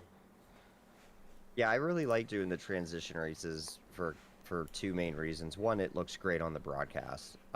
We've done 2 sunset races, I think, this season. And the shots, especially with pit stop, the shots they get are absolutely beautiful. And 2, depending on the track, Charlotte being one of them, the track is totally different. Like, that car will drive totally different on lap 1 compared to lap 200. And that adds another layer of complexity to the race. You know what I mean? You can't bank. If you're super fast in the beginning of the race, you can't really rely on doing that same exact thing at the end of the race and being successful with it. I think it's like a perfect end to the season, because it really is going to have, I think, a little bit of everything. You're going to have to manage your tires. You're going to have to change the way you drive the car from the beginning to the end of the race. It's a transition race as far as time goes. So I'm super excited. Same here. And I guess we can get into it. So, again, the full schedule release will be next week. I don't have any fancy graphics ready for this necessarily. I will next week in our spectacular award show version of the podcast that we're going to have. It's going to be a fun time. But without further ado, so this is the picture that quote unquote got leaked. Just so you know, there is nothing. I made sure I pulled up the correct one that I had blacked out. But as you can see, a little teaser there at the top. The season does start in November, season 3, and it does start on November 12th. Tuesday, November 12th will be our first race. It will be a patriotic / USA themed race in honor of Veterans Day, and it will be at Atlanta Motor Speedway, the current Atlanta Motor Speedway. So, super speedway version. We are not starting off with Daytona for the first time in BRB history. It will be interesting. I know people either love or hate New Atlanta driving wise. I think it always creates a good broadcast race, though. Adam is the real life Kyle Larson. It's true, man. It's.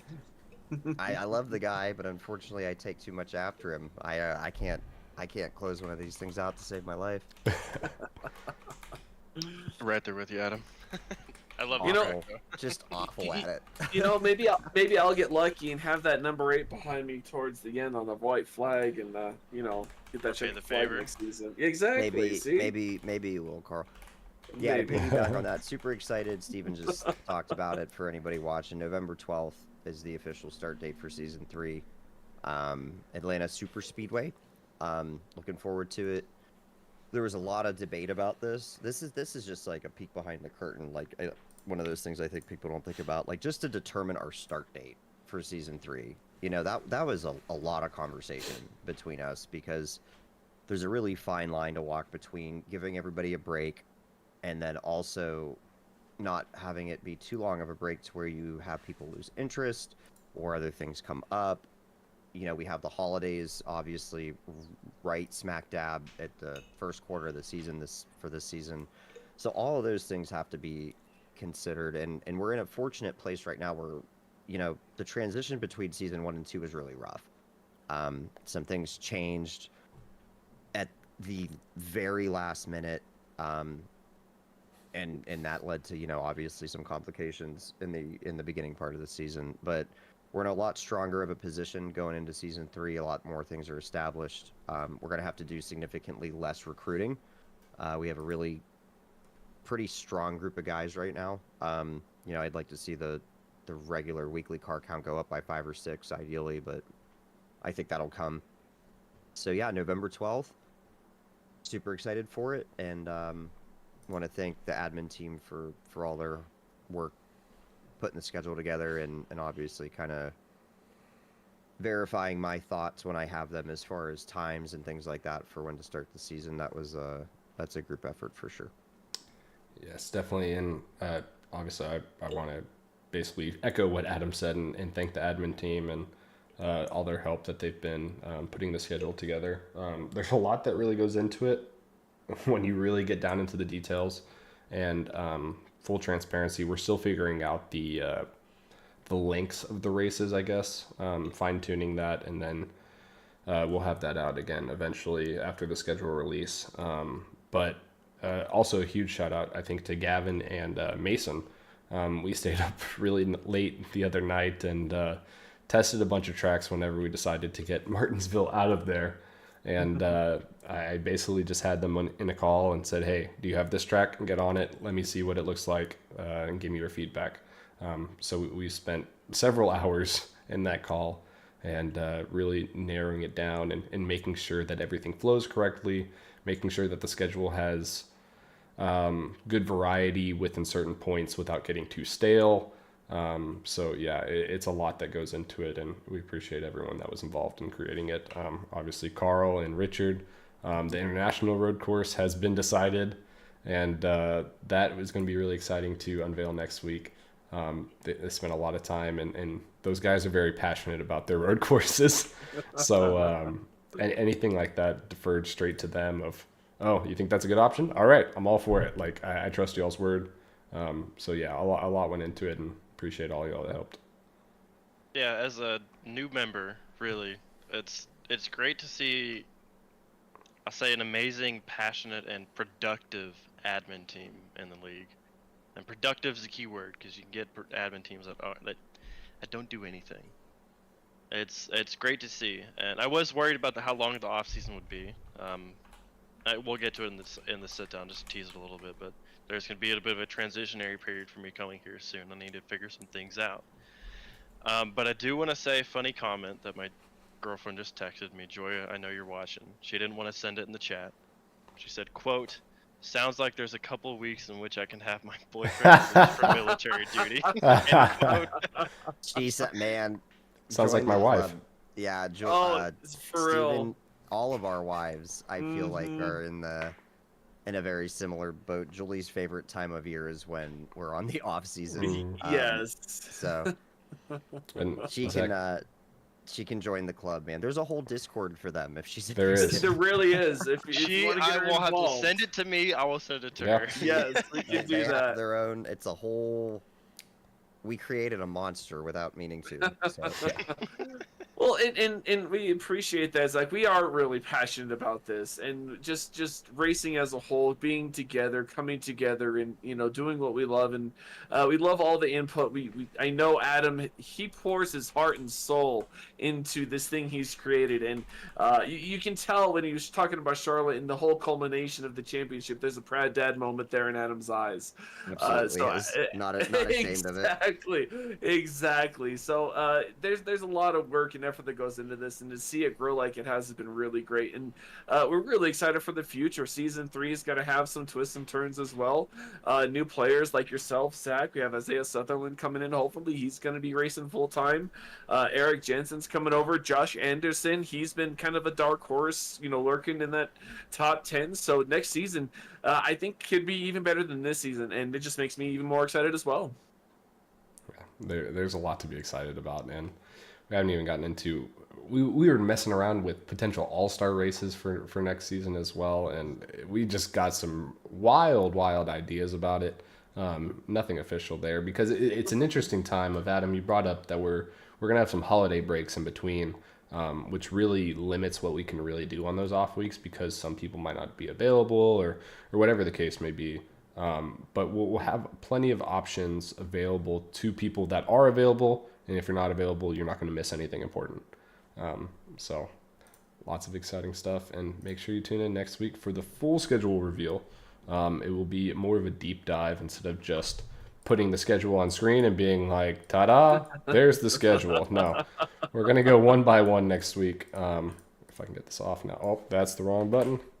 But yeah, we're going to go one by one next week and then also have our award show for all of our amazing drivers that won awards. And even if you don't think you won an award, you might have won an award, is all I'm going to say. You might have won an award. You might have won multiple awards for all you know.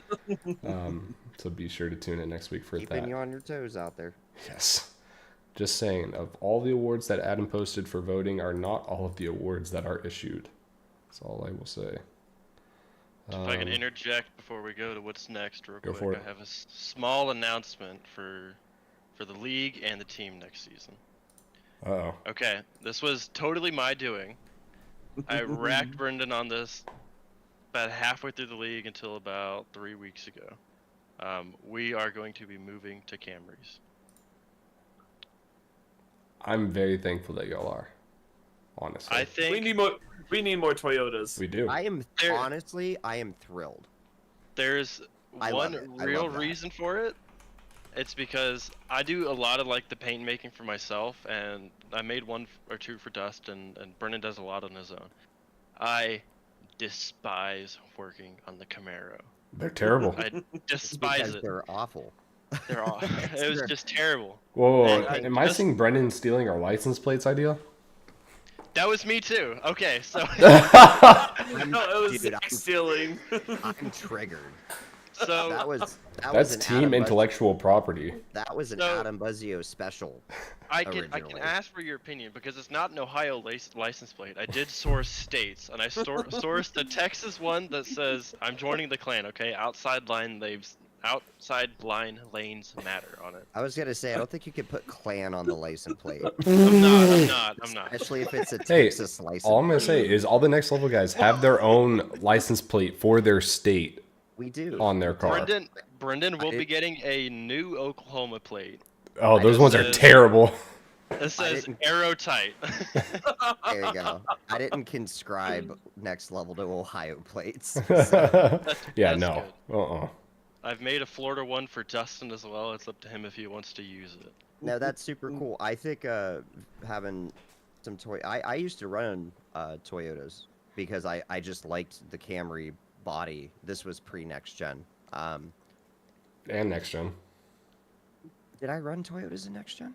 We did. I love the new next gen even body. We did remember. for 2 seasons. But I'm a Ford guy in real life, and I also think that the Dark Horse is just the best looking car. So I think that's kind of why we run Fords. As far as my real life fandom goes, pretty much every driver I cheer for in NASCAR drives a Chevy, but I'm with Zachary on that. They are the worst cars to paint. I do paints for. I have a paint shop where I'll do paints for people, and every time I get a Chevy, I'm like, great. I have to line up 18 panels with this stripe. Yes. I have to move this stripe 17 times. Yeah, it's shift it down they a pixel, save it. Yeah, Didn't they're work. a Nope. nightmare. But no, that's super cool. Very cool announcement to make that we're gonna have some Toyotas joining the field. I think it just adds something to the league when you have different looking cars out there. You know what I mean? We were obviously very all Chevy and Ford this season. So it's cool to hear that. That's exciting. Yeah, that definitely played into my decision as well. Again, the main driving factor was it's easier for me to make paints for it, and Sure. the only reason I got on this tangent is there's one day I was just making a paint, and it's crazy. I have like 15 paints I haven't used this season because I just didn't want to use them, right? I feel Remind that. me of myself. Yeah. And I was like, let me just go buy the Camry and make a paint for that. And I did, and I was like, I love it. The car looks good. It's easy to paint. It'll be so easy. I love it. So I sent Brennan a text a few weeks ago, and I was like, hey, are we like mated to the Camaro? Can we break off from that? And I was like, at the same time, here's a little drama. I was like, if you don't want to, nothing against you. I will break off and make my own team just to run a Camry. I want to run the Ooh. Camry next year. And he was like, okay, maybe. And then I kept pushing it. And then I brought Dustin into the question. I was like, how do you think about running the Camry? And he's like, I like how they look. And I was like, here we go, Brennan. What do you think? Hey, Brendan, do you want to run a Camry or do you want to lose your entire team? Yeah. I have to know. So Was Patrick informed of any of this change? the Camry, yes, he's been informed of it. I was gonna say Patrick. I hate this car. He hates this car. He hates this car. No, he's been informed of the manufacturer change, and of course with the manufacturer change, we're doing a little bit of a redesign on the logo as well. That's another announcement, I guess, but no one cares about that. Because the logo had a Camaro on it, so I was like, we got to change that. Brennan was. We told him, and I think he's excited about it. It's hard to tell because he's hard to like gauge if he wants to come back for next gens or not. We're trying to like, hey, come back. Like I've told him, I was like, you have the skill. When you show up to race, you're up there at the top. And it's like, I hate Patty if you're watching. I'm sorry. He's kind of like his own worst enemy. Is that he'll make mistakes and it ruins his races. And it frustrates him. And I know that's the worst part. So I'm just like, Patty, just like, hang on, just wait. It's like, maybe the Camry will be better. You'll have better luck. So he's in the know with it, and I feel like he supports it. All I'm going to say is for a team name of Maverick Motorsports, I feel like you have to be driving a Ford. I feel like that's kind of sacrilegious to go from Chevy to Toyota in your Maverick Motorsports. That's all I'm going to say. But why, though? Did Tom Cruise ever drive a Ford? There's a I mean, Ford Maverick. You never heard of a Ford Maverick? Maverick Oh! Motorsports.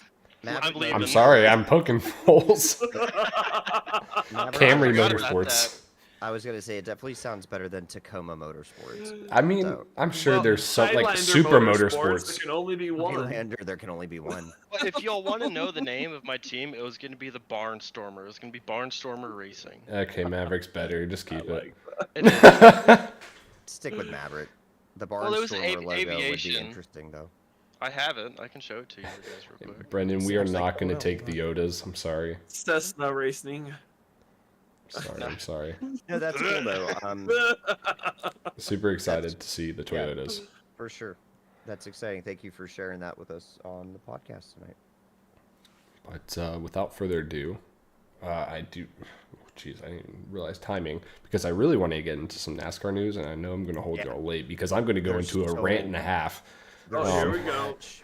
But I'm before we super get there, excited. I'm excited about this. that's I don't have any more. I'm so drink excited. We're going to take a 2-minute pause. Feel free to discuss anything y'all want. I will be right back. It's taking a break, everybody. Okay, I'll take the 2 minutes. Check the podcast chat. The logo is in there for Barnstormer Racing. Oh, that's amazing. I love it. The aviators, the leather helmet, that's awesome. Like, come And on. the whole aspect of Barnstormer, right? Clearly, we'll get into it probably if we do the sit down. Aviation, obviously. Barnstormers are the reason aviation was kept alive in America in the early 1900s. So I was like, that fits with my own personal theme. So Gotcha. Gotcha. Very cool, man. I like it. I like it a lot.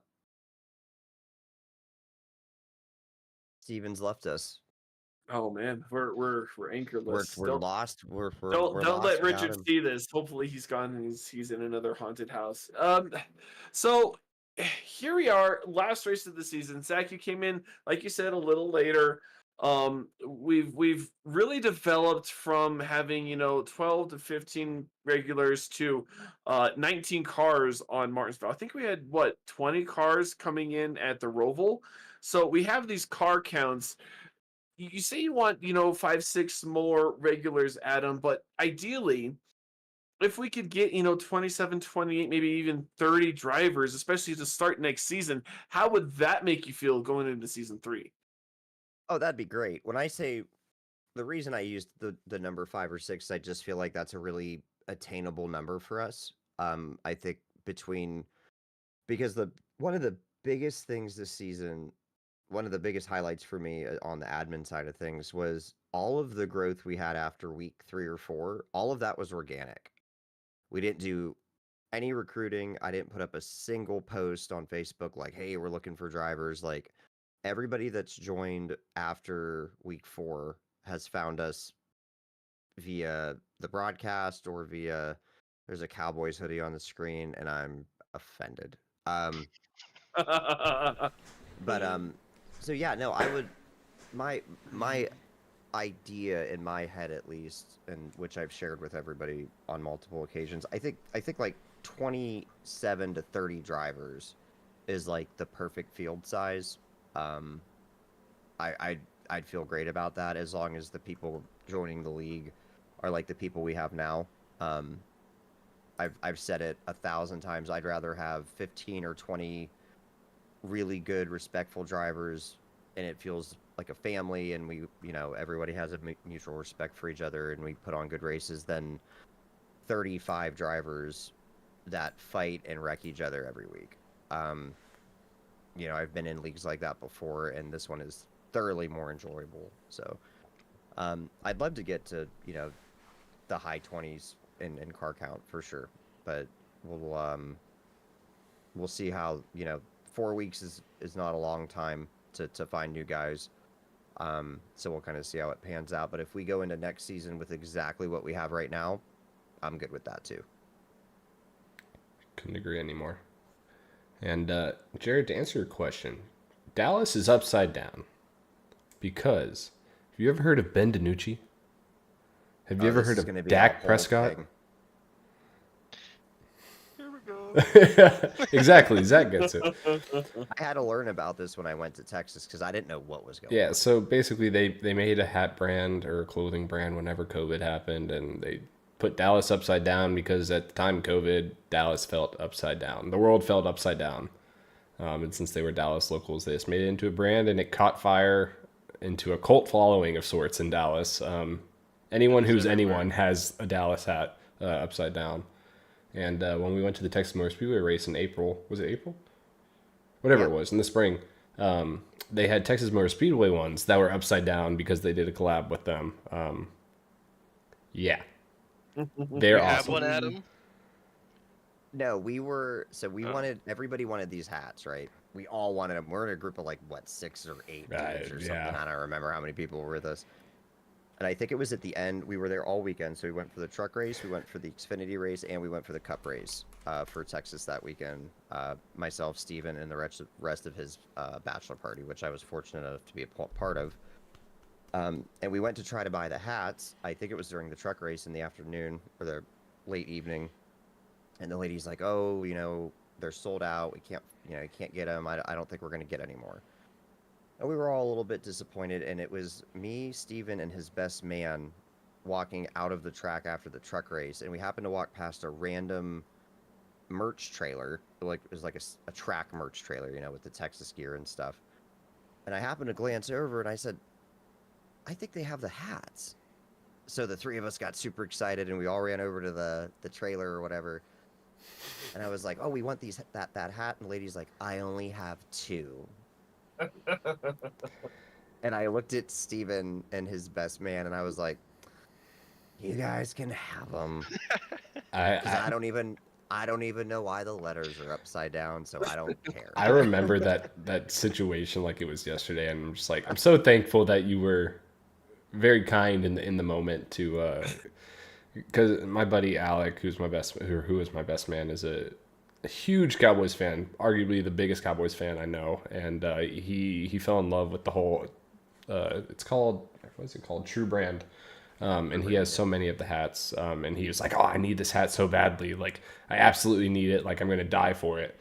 And yeah, no, Adam was very generous and let us get the hats. I mean, granted, we spent $40 a piece on the hats, but yeah, It was a totally random thing too. Like it was Yeah. just one of those things that like we weren't looking at the merch booth. Like we were leaving the racetrack and I just happened to glance over and I was like,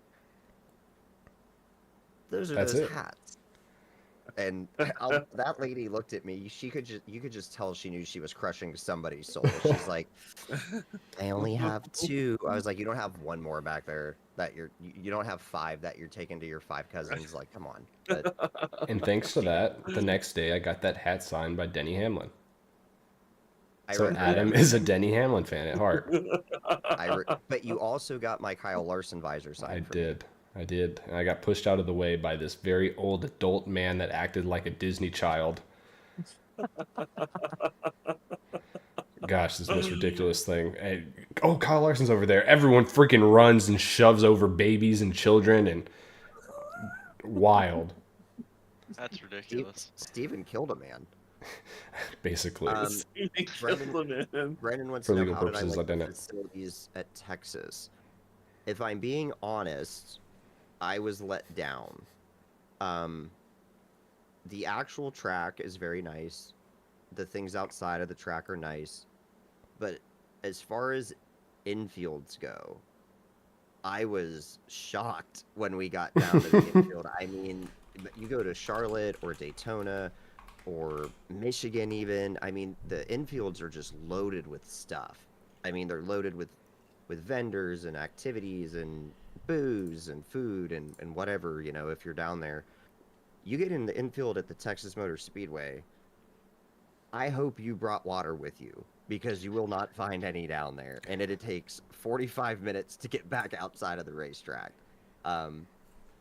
So it was, I had a great time. We had a great group of guys.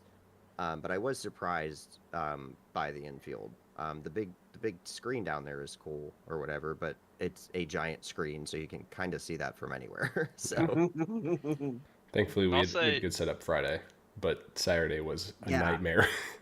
it also helped that we drank for 72 hours. I don't know what you're talking about. I don't either. I'll We say actually- Do one. you remember it? I want to say one thing about Texas. I haven't been to a race there, God, in years. But I know the last time I went to a race, I think I was in that must have been almost 10 years ago. I was in high school. I was shocked at how bad it fell off back then, because I remember Texas when I was a young kid, early thousands, back when NASCAR was like popping off, right? I'd go and the track was an amazing atmosphere. There was everything at every turn, and I went and I know we would purposely park at the front stretch, and then we'd walk all the way up and down because they had all the merch haulers, right? They had. God, it felt like they'd have like 60 or 70. It felt like cars. miles.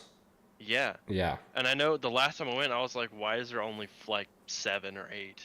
It's like, where's the fun? And there's just nothing. It's upsetting because it's my local track. It's upsetting because it's my favorite track, right? I think in reality, probably Pocono is my favorite that I've been to, just because it's. Because you haven't been to Bristol yet. I've been on Bristol. I haven't been there for a race. Pretty sick. I love what surrounds Bristol, all the mountains. I love how it looks. Yeah. I've been wanting to go to a racer for a while, and I think eventually, maybe eventually I'll get there. Well, But you've got we'll a see. place to stay whenever you want to come out here. That's all I'll say. Hell yeah. I do have to say, if we're talking about like personal experience at tracks, we've been to the 500 twice. We went the last 2 years. There is something about Daytona, man. I mean, I've been to Indianapolis, Bristol, Michigan, Phoenix, Dover, Watkins Glen. There's more than that, but I don't want to name them all. And Daytona, if you're like a big NASCAR fan, obviously, the facility, first of all, is insane. There is nothing like going to Daytona International Speedway. I mean, it is laid out. But if you've been a fan for a long time, which probably everybody watching this, and everybody on this podcast has been, obviously, you get there and you can't help but to think of everything that's happened there. And it's very humbling. Indianapolis had a kind of similar effect on me when we went. We didn't go for the Brickyard, but we went for the first year of the road course. But still, just being at the track, it's very humbling. But yeah, I don't know. I think every track is a little bit different. I know when Steven and I went to Bristol, I mean, I had a blast. The race kind of sucked. Usually does. But you want to talk about having a little bit of everything. Bristol had a little bit of everything. They had a dog jumping competition, which on paper doesn't sound super interesting, but if you have 5 or 6 adult beverages, it's suddenly a lot more interesting. I've never been to another race that had a flea market set up like Bristol does too. It's like personal flea market outside of the track by the haulers as well, where they have die cast, throwback T-shirts. I mean, any kind of merch you can think of, like a Dale Earnhardt refrigerator, whatever you can think of. And the tailgate scene there is even better than I've witnessed anywhere else. There are just so many good times. The only place I've ever been to that's similar to Bristol with like the private merch trailers, like the outside merch guy, Daytona has a very similar thing when you go. Oh. The whole strip. For those that don't know, Daytona International Speedway is basically on a strip. Like it is in the middle. There is a Best Buy directly across the street from Daytona International Speedway. And I think of Bass Pro Shops too. There's a whole complex now. Yeah.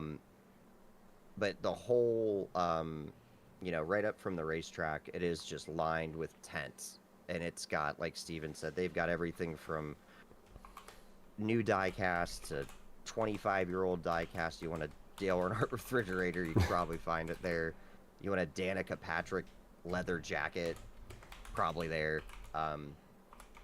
Those are the only 2 tracks I've been to that have that kind of presence at them. So that was a big tangent that we went on.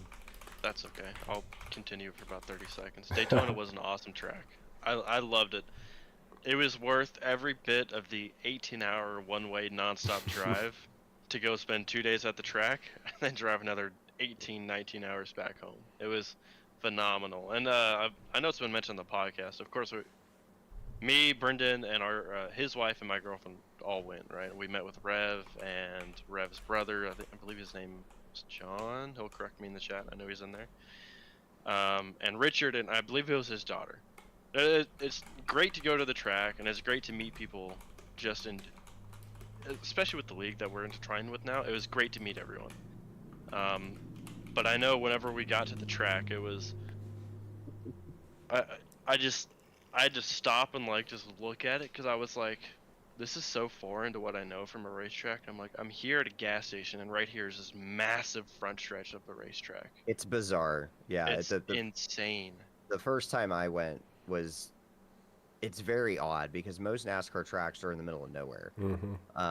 And then you have Daytona, and they've literally, first of all, they put it in the middle. I mean, it's in a town as it is, in a city as it is, and NASCAR and Daytona are building this complex right outside of the racetrack with this Bass Pro Shop and these restaurants and a hotel. So you have that there too. It's just most NASCAR tracks, you can't walk out of the racetrack across the street and get something to eat. Yeah, it was great. You can walk out of Daytona International Speedway, take a 5-minute walk, and you are at Taco Bell. Or if you're at Texas Motor Speedway, you can go to Buc-ee's. I do like I wasn't there when I was going as a kid. I buy a shirt. Every Buc-ee's we go to, I buy a shirt. I'm all about Buc-ee's. Well, if y'all come back... Go ahead. I'm sorry, Adam. I was just going to say, and their pulled pork sandwiches. Yes. If y'all come back to Texas, I will promise you I'll do my best, especially if y'all are NASCAR fans, to get us up in an airplane and go over the track. You lost me. And then afterwards, we will go get pulled pork sandwiches at Buc-ee's. You did not lose me. You lost me. I am I'm all in on that. That I will sounds take great. you. No charge. He hasn't No died yet, charges. Steven. He's Dude, ready to do something. You Right? could pay me $500 and I still won't do it. I wouldn't. That's how much the plane's gonna cost to rent. Exactly. Colorado, man. Then we can do whatever. All right. Hey, man. I'd be down. That sounds Hey. great. Well, We still haven't got to NASCAR news. yeah. Before we have that, we have our Sundance Pizza sit down. So I apologize, everyone watching, that this is a long one, but honestly, it's been a really good one. So I'm glad that we've taken the time to do this. So thank you for holding on to our 10 viewers still watching, and I hope you're there for the rant when we get to the NASCAR segment. So without further ado, this is going to be our Sundance Pizza sit down. Yeah, and we have Zachary Maddox, formerly known as William Maddox, through Very confusing. through a The curveball. artist formerly known as. I'm sorry. Yeah, This he, dude, first driver I've ever met mid-season, he goes, call me this now. Like, damn, dude, okay. okay. You've earned the respect. So That's good. I don't know if you're familiar with this segment. Do you know all the questions? I'm not even gonna throw a curveball at you, am I? I don't know all the questions by heart, but I know that I've got the script pulled up. I can see the questions Ah, dang it! I shouldn't have shared the script. Don't ever tell us you have the script pulled up. Just have it pulled up and I don't will- tell us. And act I will be surprised. honest, even if it gets me in trouble. That's fair. I'm sorry. Oh, Steven Uh-oh. broke it. I broke it's it. over. All right, I respect It's it. over. It's all over. So I'll get it started from the beginning. I'm gonna lump this into one question. But so Zachary/William, where are you from, and what is your day job? Take us through what you do on a day-to-day basis. So, from Fort Worth, Texas, born and raised. I've been here for 26 years. That's kind of crazy. Day job is a few things. So, just recently I did get hired as a flight instructor. I've not officially started that, but that will include me teaching people to not kill themselves in an airplane. On top of that, I am a full-time college student, which is just draining. And then I'm trying to finish up my last rating to go off and finish and actually get my job started. So, college is an aviation management degree, whatever that entails. I'm in management and marketing classes, which is just so great. I love it. Day to day, I wake up. I'll either go up to the school up there at Alliance Airport and work on homework, do a flight, or I'll stay at home and do homework, and then go to bed. That's about it. It's funny that you say you're in marketing and management classes. Whenever I graduated from college with a marketing degree, we graduated, like, our graduation was with the marketing students and the aviation students. Yeah, I don't know why, but I remember at my graduation, people had, like, you can customize your hat, and they had like runways that they like had, and I'm like, why are all these people that are That's crazy about cringe. airplanes in my graduation? Whoa. It was just funny. But so what airport do you do that out of primarily? Based out of Alliance Airport, like Okay. right a half a mile south of the track, maybe Yeah, a mile, whatever Super it close. is. The job will be based out of Denton's Airport, Denton Enterprise Airport, right across the street from UNT, over on the other side of the freeway. Yep. With that, there's a lot of airports we fly to outside of our own, right? There's Decatur, Bridgeport is the popular ones. I'm scared of Bridgeport. I've almost gotten to a few mid-air collisions there, so try to stay away. I didn't know Bridgeport had an airport.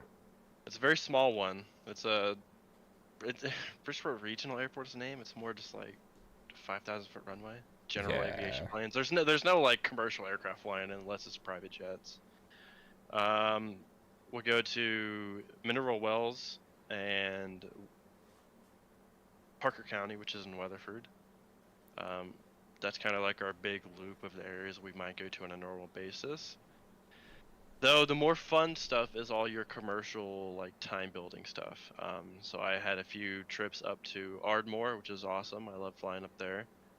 When you got into our multi-engine, you got to do a real 500-mile cross-country one way, which is sick. I chose to go down to the coast to Port Lavaca, just near Galveston. It was amazing seeing the ocean from a plane. I bet.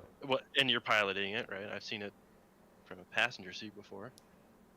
My girlfriend went to Kansas, Wichita, Kansas, which I didn't want to go the way because Shockers? Wichita State? I don't know if it was near Wichita State. I know it's just one of the airports in Wichita, Kansas. I think it's one of the main regional ones. I don't know. I didn't go, so I don't know. There's not much in Kansas, so. Abilene's another good one that is just boring. Man, these are very small, obscure Yeah. regional airports. Longview McKinney? is cool. I've never been to McKinney because they're a pain to get in and out of. Because you have to get clearance. You're not going to understand this, but the airspace for DFW Airport, you have to get cleared into their airspace, and then get cleared into McKinney's airspace. And it's just like you got to go through like 4 or 5 hoops, and it's in and out the same way. And it's just, I'm like, I don't want to deal with that. Yeah, I the hate that Longview- whenever I'm flying an aircraft. Just the worst. You wouldn't understand. These are airplane things. If I ever get you guys for an extended period, and there's a chance to do a long flight, it seems like Adam and Carl are the only ones that are interested. I will take you to Longview because they have Yeah, sign me up, man. They have a cool FBO, which is like a base, right? Not a base. What do you call it? Like a terminal, right? Their terminal has like leopard print couches and cookies that are like this big. They're amazing. Say amazing. less. I'm there. I'm in. I might Let's go do it. without you now. What? I was gonna hijack a plane himself. I'ma just gonna go. I do not endorse this, FAA, if you're listening. Last place I went with leopard print couches and cookies this big, it was Let's not talk about your days in the military. it was tough to get into, to say the least. Yeah, that's super interesting. Oh, Johnny. Steven, it says you look like disco babes outside of 7-Eleven there. He says Steve looks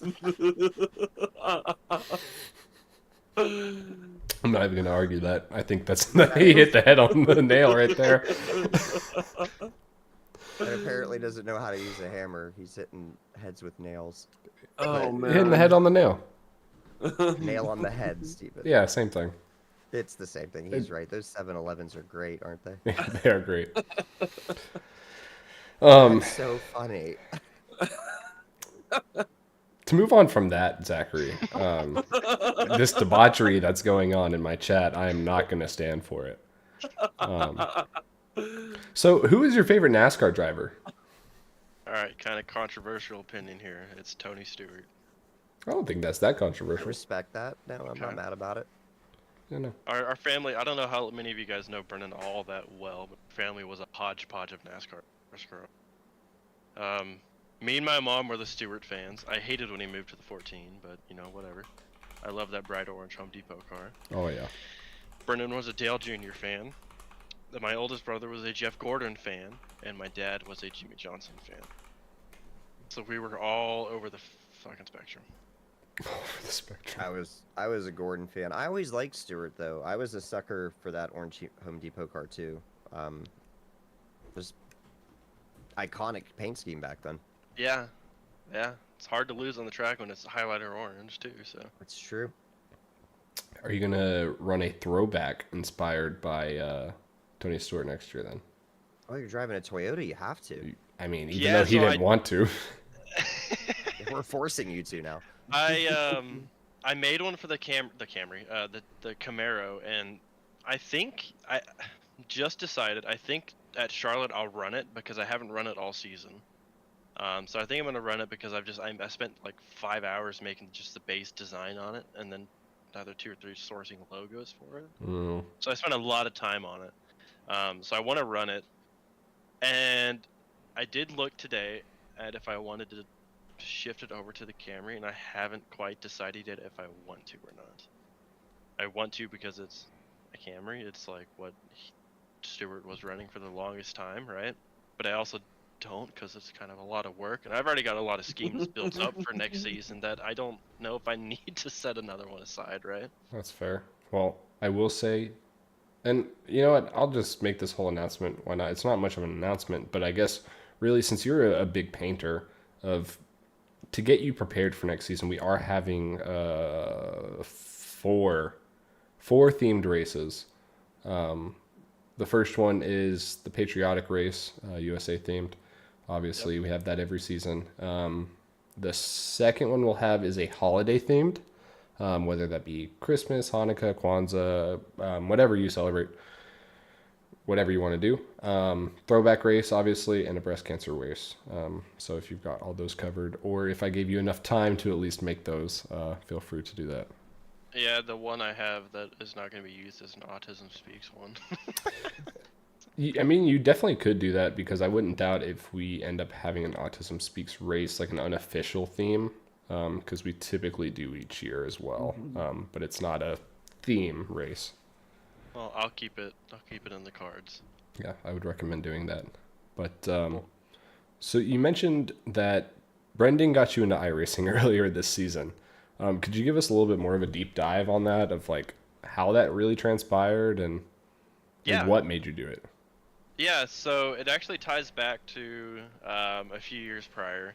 And of course, if I wanted to go on the long spiel of when I was a kid, I was playing all the NASCAR games, right? Dirt to Daytona 03, right? Sure, Best one. I think that's just kind of a given, right? My favorite was 06, Total Team Control, because I just loved it. All right. You loved wrecking the whole field and then switching to your teammate and then winning the race? Winning the, yes, Yeah. that's what I love doing. yes, he understands. So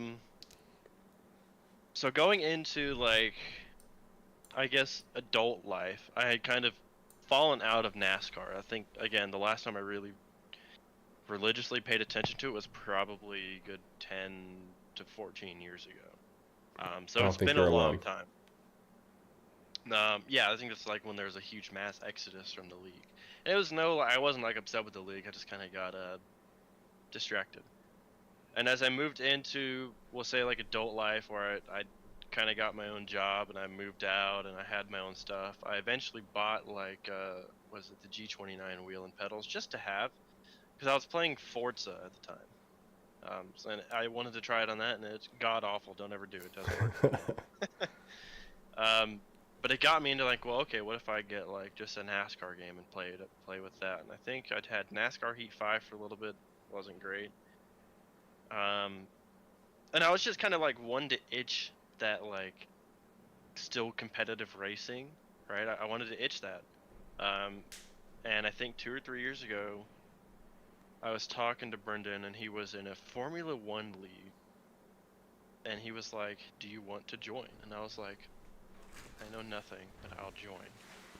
And it was totally, like, it was free to join. I didn't have to do anything.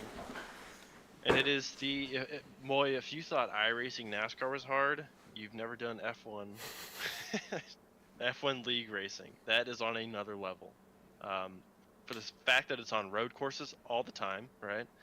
You have to wait until your tires are heated up for you to really gas it, and you have to heat your brakes up before they're really effective. So there's a huge, like, learning curve with that league, in the sense that I think Brennan could correct me in the chat, but I think I ran all but one race of the season, or maybe I ran all of them. I never finished a race. I always crashed out. The closest I got was, I think the last race was at Coda, and it was raining. And I know starting that race, I told Brennan, I'm going to crash on the first lap, and it's going to be terrible. And I was so close to the end. That last turn, coming to the finish line, and I just gassed it too hard and spun out, and I think I crashed like 300 feet from the finish line. Oh. And I just sat there, and I was like, oh my god. So we need to address this relationship. You can tell you and Brendan are brothers, because Brendan twice now says, "Hey, let's join this F1 league. It's no problem. Come join." And you have all these results. Then here we are, iRacing. Hey, come join this league. It's fun. Just come join some circles with us. And here we are, Texas. Wreck on lap 2. Like, what's going on here? He sets you up for failure. It's okay. iRacing was a little different. So when he started racing in the league, actually, we have a group chat with him me and my dad. And when he started the league, he would send like the links every week to the broadcast. And I'm not gonna lie, I think I maybe watched like one of them. Because at that time, I had just started flight school, and I was like, oh, there's too much to learn. I don't think I did any like extracurricular activity outside of school for 9 months straight, 10 months straight, something like that. And it was 16 hours a day up at my school studying. So I didn't have time to do anything. Of course, once we moved on to the start of season 2, I think I watched a broadcast or two, and then I sent him a message because I decided like I've been going really, really heavy and hard into flight school for a year and a half, and I'm going to take a break. I think I took 2.5 months off or something like that. And that's when I joined the league. That was my start in the league. I sent him a text. I was like, hey, do y'all let drivers join like mid-season? And he was like, oh yeah, sure, I think so. Here's Adam's Discord, you can talk to him.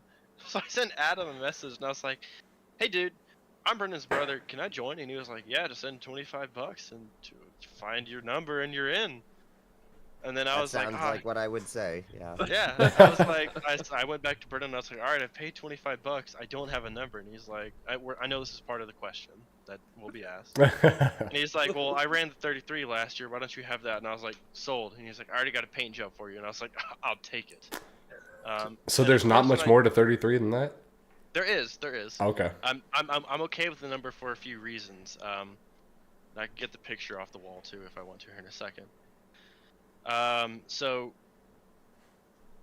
yeah, 33. It was his old number. I'm sure. It's all right. I want to kind of separate from. No offense, Brendan.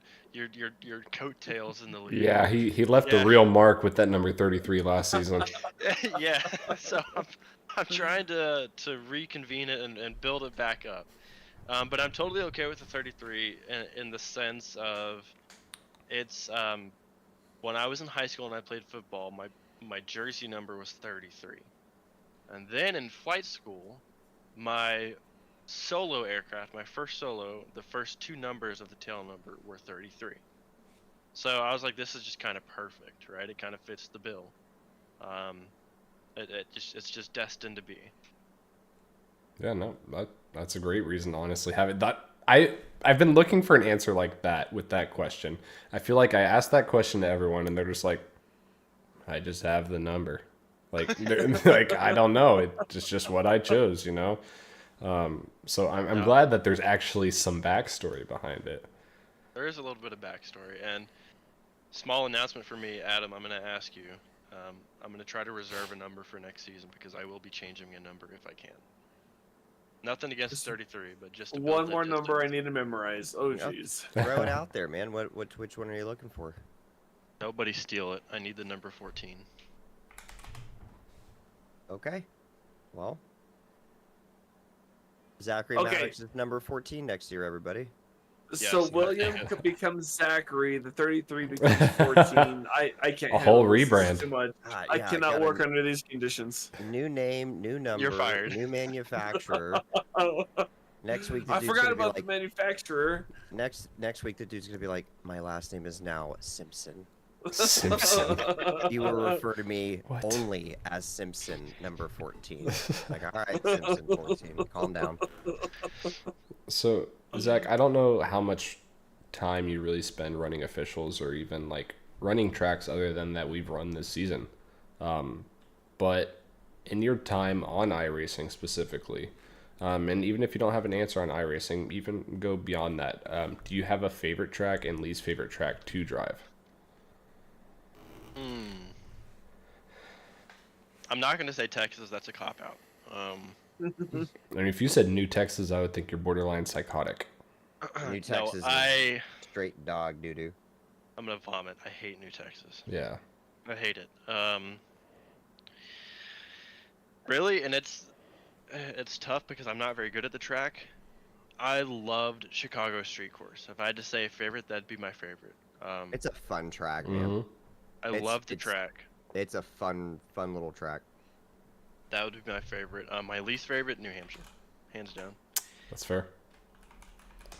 Yeah, that's Those are both good answers. Yeah, no, New Hampshire is awful. I like. I know Adam does, but again, it's Adam. I like short flat tracks though. Those are for whatever reason my specialty. Until Dustin homicides me. But that's I remember fine. that. Everybody remembers that. I don't know if I was an official team member by then, but Oh man, that was funny. I was so mad. I was so mad, and then Dustin sends me this private message, and I read it, and I'm just like, "Ooh, I'm still real mad, but now I can't say anything publicly without feeling bad about it." no. On that, Dustin did. I know because I've been in the Discord chats since I joined the league. Dustin felt it was like almost kind of an immediate effect. He felt pretty bad about it, and I'm sure whatever he talked to you about, he may have expressed that.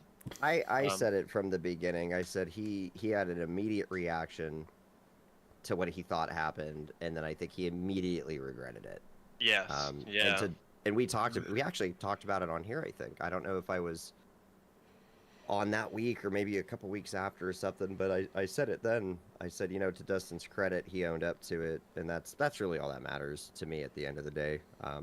Dustin and I have known each other before BRB, so it just took me off guard when it happened. But And shameless plug, if you don't know what happened at New Hampshire between Adam and Dustin, please feel free to visit our TikTok, BRB Racing League, and you can watch the highlights from that. Some audio was actually was captured and presented, so please feel free to view that. And, we need more of that, please. I was actually surprised people voted for me for Radio Sweetheart. I kind of put my name out there, as just like a name to put in there. And then a couple people voted for me. I was like, oh, maybe I need to calm down.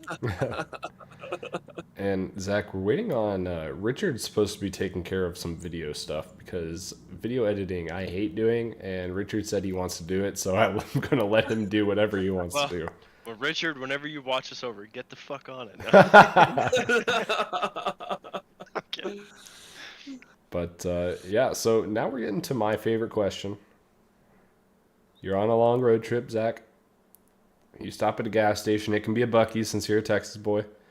It can be a 7-Eleven because that's where I hang out. Whatever it is. Yeah. Yeah. But what drink and what snack are you gonna grab? Immediately Dr. Pepper on the drink. Am I limited to one snack? Because I'd always get more than one. That's a shame. Candy's not a snack, though, right? It is. I consider it. I don't like that answer.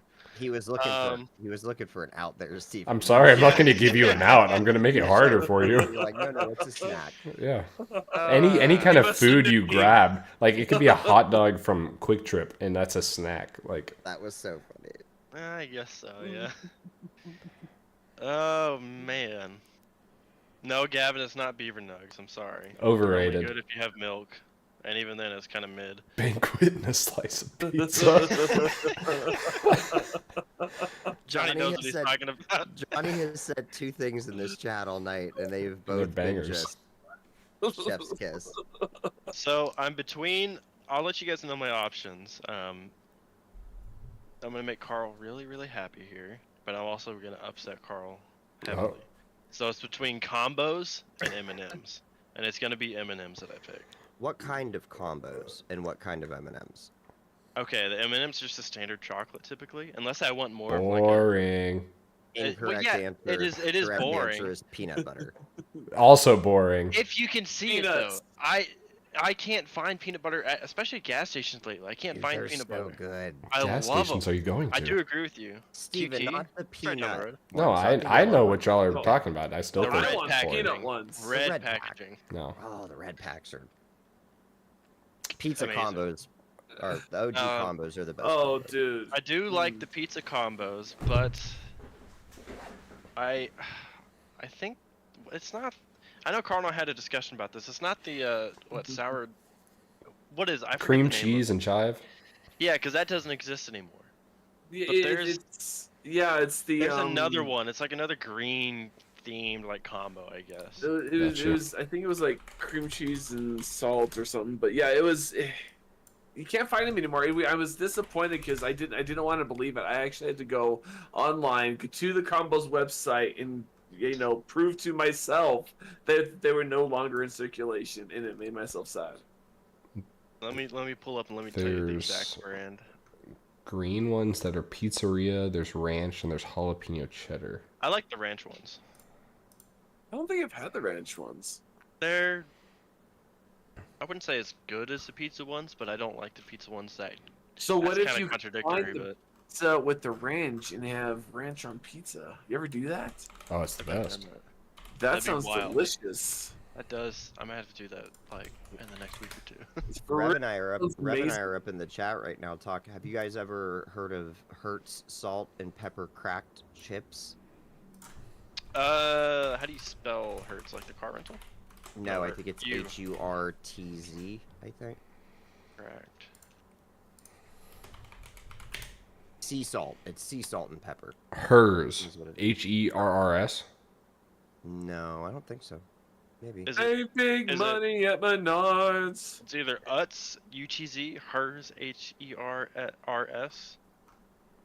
And I that's feel all like can I've see. seen them, but I've never had them. I've never had them. Don't think I've seen Hertz. Oh, maybe it's like. It is, oh, you know what? It is hers. I'm sorry. I apologize. It's HERRS. It's kettle cooked, cracked pepper sea salt chips. Is the That full sounds very technical title. And they are, man, they are by far the superior chip. I've never had those. We'll argue that Change to your the life. day I die. found Jesus. Well, I'm glad that Jesus can enlighten you in a bag of chips. Hey, man, he works in mysterious ways. That's very true.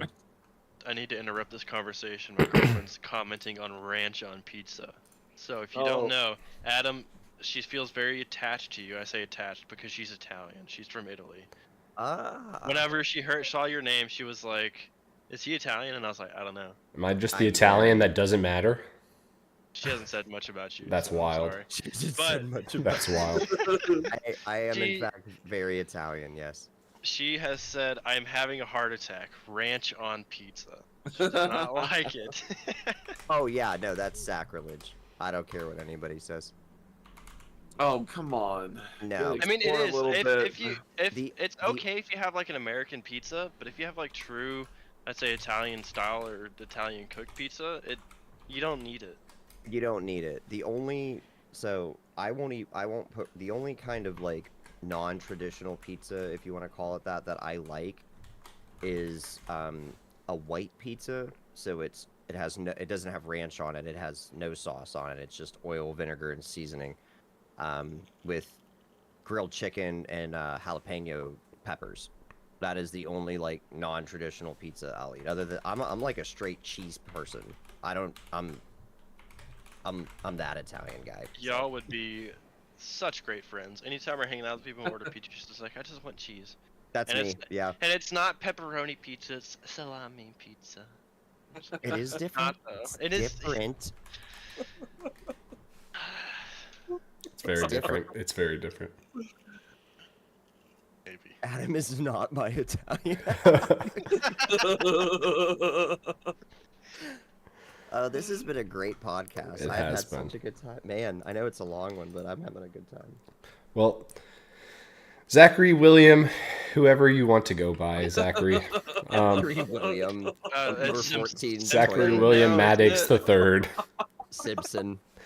Thank you for being our guest, and thank you for being put through the ringer in the Sundance Pizza sit down and having to sit down with us three idiots. And we appreciate your time and getting to know you. Honestly, that's honestly the favorite thing of this podcast, and it's for the drivers. And I'm glad that we can get some drivers on consistently or non-consistently at times.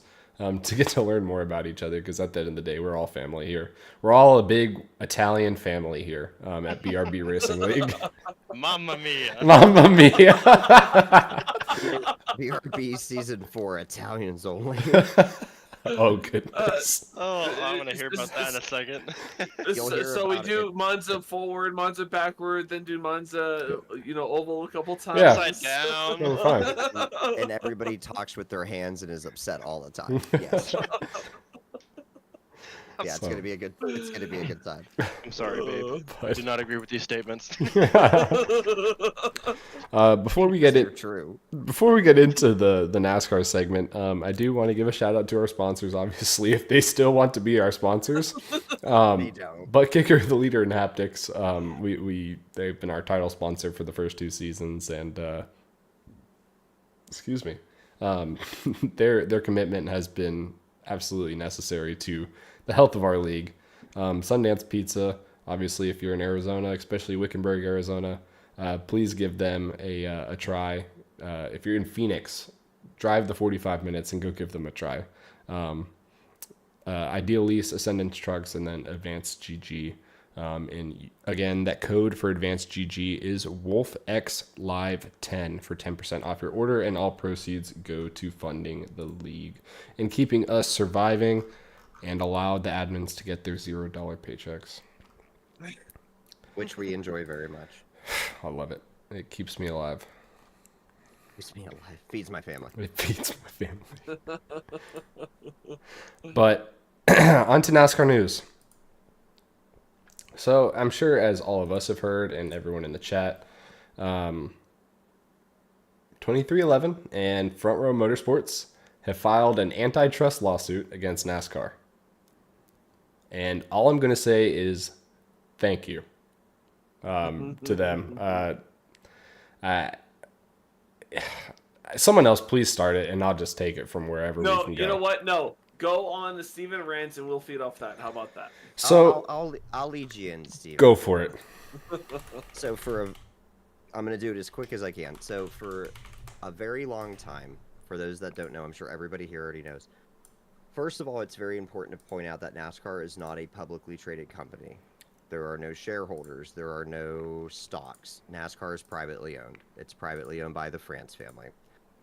And for the last 75 years, the France family has basically put the law of the land down, and that was the rules. You know, the teams fell in line or they didn't race. 2311 and Front Row Motorsports refused to sign the latest charter/contract negotiation that NASCAR had laid out to the teams. 13 teams signed it and agreed to it. 2 teams did not. Those teams being 2311, which is owned by Michael Jordan and Denny Hamlin, and Front Row Motorsports declined to sign the contract. And then I believe it was Tuesday of this week, Monday or Tuesday of this week, it came out that they were actually filing an antitrust suit against NASCAR for a litany of reasons that is cited in the lawsuit. The lawyer's name, I'm drawing a blank on the lawyer's name. I don't have notes for any of this. This is all just off the top of my head. He's Kistler, I believe. Is it Kistler? I don't have the name off the top, but he is a very well-regarded sports lawyer, I guess. They retained the same... Well, yeah, Kessler. I'm sorry. I was close. He is the same lawyer. If you've ever heard of a little thing called the NFL free agency, he is the reason that exists. He is the reason that the women's national team was paid the same as the men's, and the resume goes on and on and on and on. He's a beast when it comes to anything involving sports. And these college NIL deal. The NIL deal for college athletes. Yeah, that was obviously huge. College athletes whose teams or managers or whoever were making money off their likeness, their image, their number, whatever. That antitrust suit led to them getting paid for that. So they brought the big guns out for this. It's a big deal within NASCAR. This is the first time really ever that someone has kind of put their hand up and said, hey, we're not going to do this. There's been moments in time in the last decade, 20 years, where there's been rumblings of things like this and some disagreements that kind of just got pushed away, but this is the first time really in the history of the sport that we're kind of at an impasse. So Stephen, with that, I'll let you get into your rant. Yeah. So I know a lot of y'all question why I'm a Denny Hamlin fan. And I think this is the perfect example of why. I'm not passionate about a lot of things, but I'm very passionate of what he's trying to do for the sport. And he truly believes of a better way to make the sport. Of like Adam said, NASCAR's been owned by the France family forever, and that's fine and all. But they, at the end of the day, they've been holding it back to benefit them. And I'm sorry if my mother-in-law or anyone is watching this. I might say some things I don't normally say, but it's about damn time that someone had the balls to say, we're not going to take that. And Denny Hamlin and Michael Jordan, I'm sure, got on the same page and did that. And Front Row Motorsports, they also got along with that. I think that takes a lot of balls and a lot of will to stand up against NASCAR when all the other teams said, we're just going to sign it and go on and move along. It really means a lot to me as a fan. it means a lot to me as a fan that they're going to question that. One thing that really irritated me, I don't know if it was said Tuesday or if it was said yesterday, but Larry McReynolds had a comment on SiriusXM. And I think Larry McReynolds, as a wonderful person, great insight to the sport of NASCAR, but I think his statement is absurd. So I'm going to read this direct quote. And it says, we've got an organization that's been here not even for 4 years, and all of a sudden they're saying, we got to change NASCAR. It's all about to change. Change is what you better make it. But you know what? When I see Richard Childress, Jack Roush, Rick Hendrick, and Joe Gibbs, that's been here longer than some of these guys that have been pooping yellow, and they signed off and said, this is good, we're okay. There's things we don't like about what's going on. It's best for the sport and it's best for the business. And they signed off on it. And these people have either been, I'm very frustrated right now, have been either not competitive or have only been here for 4.5 years and been saying that we've been doing business for 76 years, or how we've been doing business for 76 years is wrong. So basically calling out 2311 and Front Row Motorsports for making a big deal of this. And I don't think Larry Mack can be further from the truth here. I'll jump in real quick just to back you up on that. Sorry, Adam. No, you're good. But I think a lot of downfalls in businesses, honestly, is when they don't, and maybe this is going to fall on the wrong argument, but they don't change and they don't adapt and they don't grow and they don't have that the maturity into another level. What I get just from that statement, because this is my first time hearing that, right? And all due respect to Larry McReynolds, right? But it seems like an old head getting upset at the young kids coming in, wanting to push change to better the brand, better the business, better the company, whatever product you're putting out. He's like, why do we need this? It's worked well for 75 years. Well, it's a new age, dude. You either change with the times or you die with the times. And that may be a little dramatic for the statement or for the whole lawsuit or what's going on, but generally that's how I feel. Those companies that die and they fail and they go bankrupt, or they don't have the viewers that they had 20 years ago, it's because they don't change with the times or they make the wrong moves against the grain, if you will. I think Larry McReynolds is a national treasure, but he is also, if you follow the sport like I do and like a lot of us do, him and Steve Letarte both are basically bad take machines. I can't count the number of times Larry McReynolds or Steve Letarte has said something and then 2 weeks later you're like, that was insane. I can't believe he ever even said that.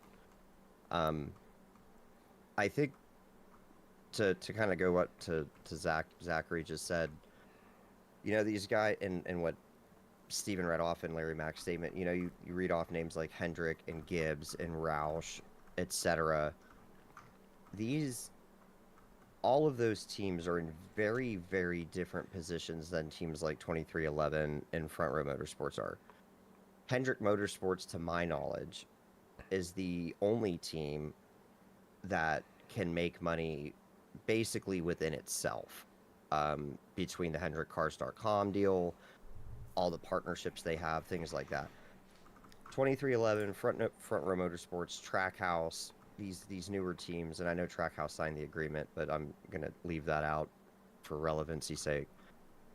It's, I know us as fans, we only get slivers of these agreements and the negotiations and things like that. Um, but it's pretty clear that at the end of the day, NASCAR is walking off with a huge and disproportionate amount of the revenue that the sport generates. Because at the end of the day, me as a fan, I'm not tuning in to watch NASCAR. I'm tuning in to watch the teams and the drivers that I care about race. I don't care what banner it's under. You could call it Crash Car. I don't care.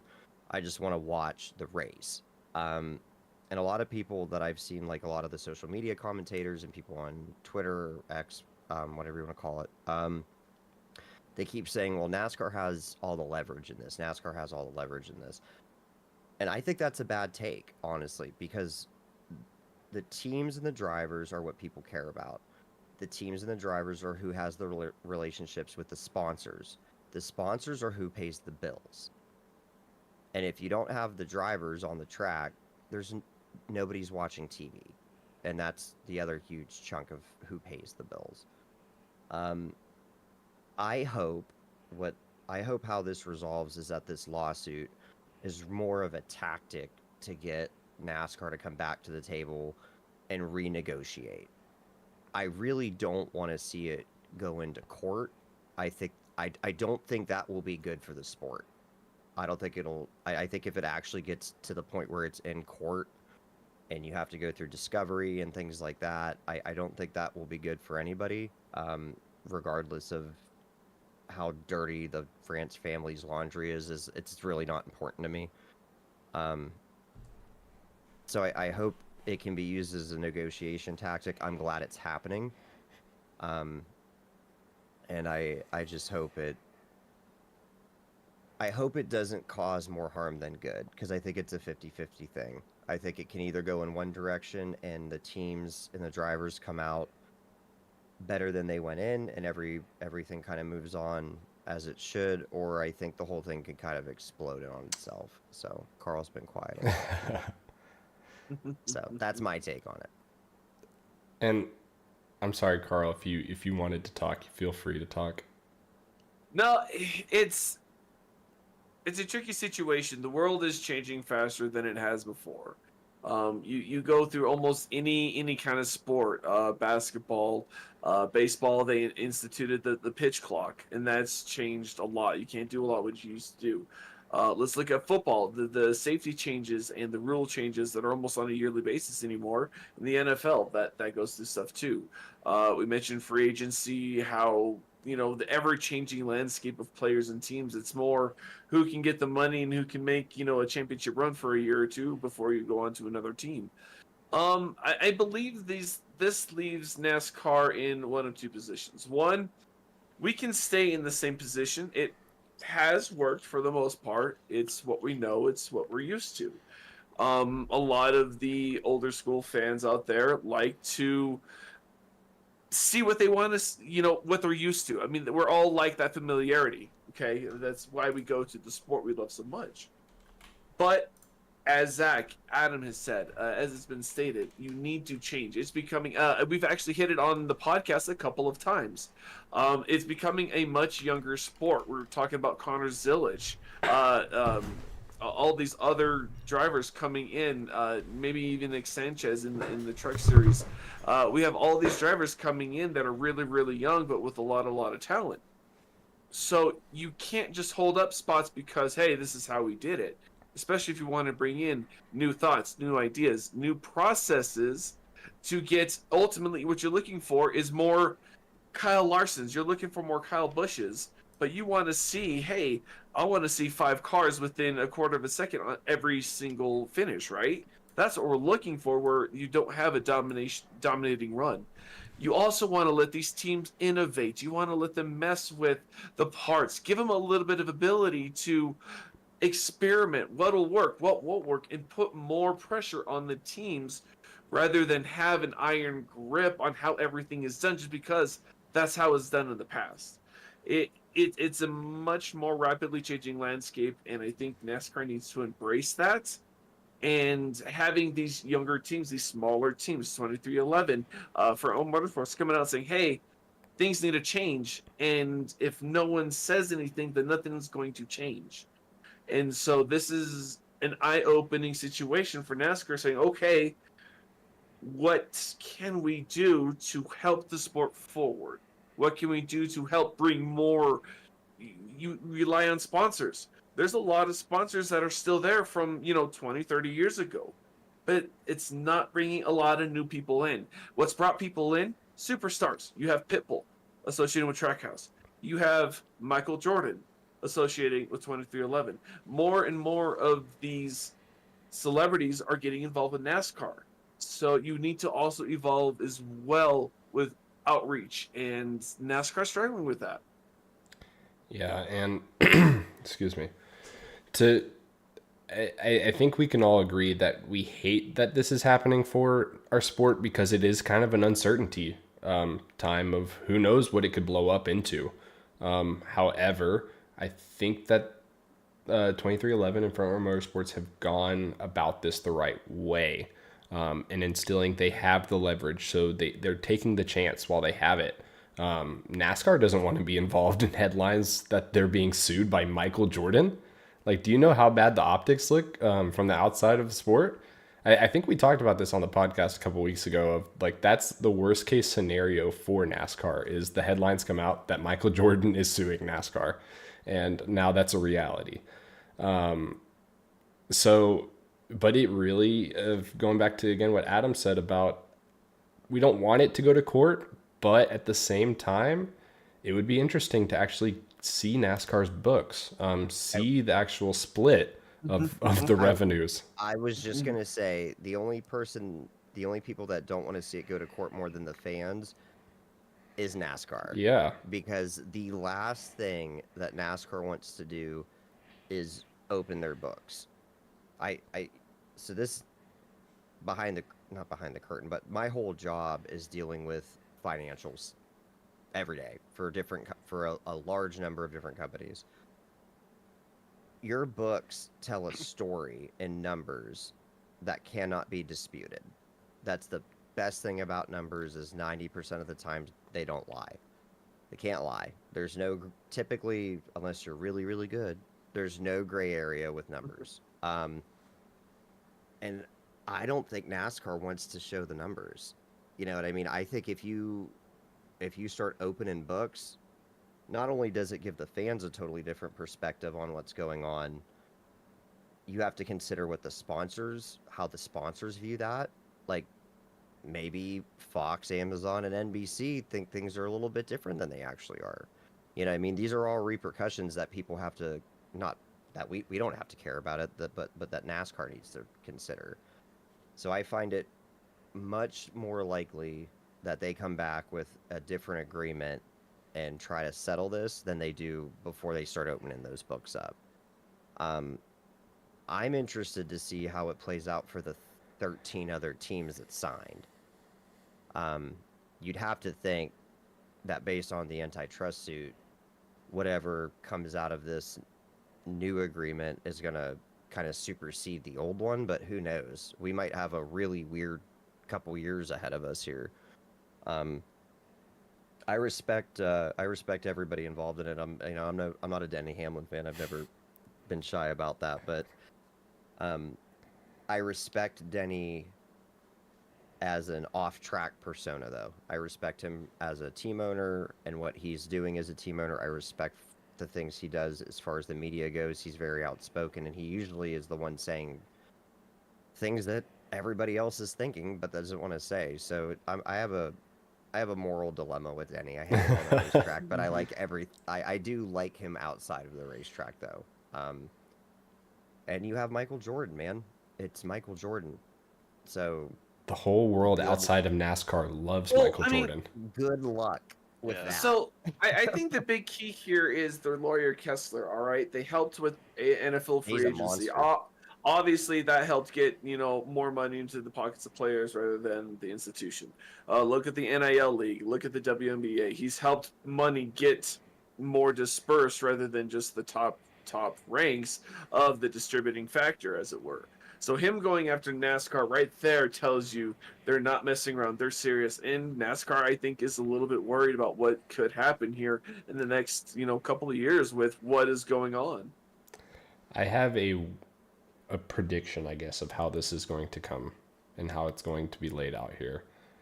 And whether or not it gets taken to court or they settle out of court, well, actually, if it gets taken to court, NASCAR is going to lose all of their tracks. 100%. They are not going to talk be about able the to. sponsorship loss too. Oh, that too. And even if they don't go to court, they still might lose all of their tracks, all the rights to their tracks. Because I think that is the biggest crux in all of this lawsuit, is that they have half the tracks, and that is really what makes the majority of the monopoly. Bob Pockris tweeted some interesting information yesterday or Tuesday. Again, NASCAR is a private company. We don't know the numbers 100%. However, it is believed that NASCAR makes $3 billion in revenue a year based off all their revenue streams, TV, advertising, whatever the case may be. Out of that $3 billion in revenue, teams get 13%, which equates to $390 million a year. And that's spread across trucks, ARCA, Cup, and Xfinity. What? 13%. Again, That's take it with a absurd. grain of salt. We don't have 100% access to their numbers, but however, it was reported that that is the believed number. You know what I think is going to be? I don't know if any of the, I haven't done as good of a job as I normally do keeping up with the NASCAR social people that I normally do, so I don't know if this point's been brought up before. I think one of the big things that will affect the actual this case that's being brought against NASCAR is the monopoly aspect of it, because there is no argument to be made that NASCAR does not have a monopoly on stock car racing in America. Maybe you could have made the argument before they bought ARCA, because technically up till whatever, a couple years ago, they didn't own ARCA. ARCA was its own thing, so NASCAR could say, oh, you can go race ARCA if you don't want to race here. They can't even do that now. You can't say, oh, well, you can go race the Cars tour, but it's not the same. Or the high limit sprint cars. Like that's not even a stock car, so that's completely irrelevant. There is literally no other viable option for people to make a living stock car racing than in NASCAR. And at the end of the day, that's what an antitrust suit is really about. It usually comes down to what are the options that these employees, in this case drivers, have outside of your organization to make a living. And the answer to that is really nothing. And they have to be aware of that, because they kind of dug their own grave with that. You know what I mean? They decided to buy up ARCA. NASCAR has been known to not be thrilled about anybody else racing on four wheels and asphalt in the past. So you got to be aware of that. You know what I mean? I know typical, I guess, like NASCAR fans don't like they don't want to be compared to an NFL or an MLB or whatever, another major sports league in America.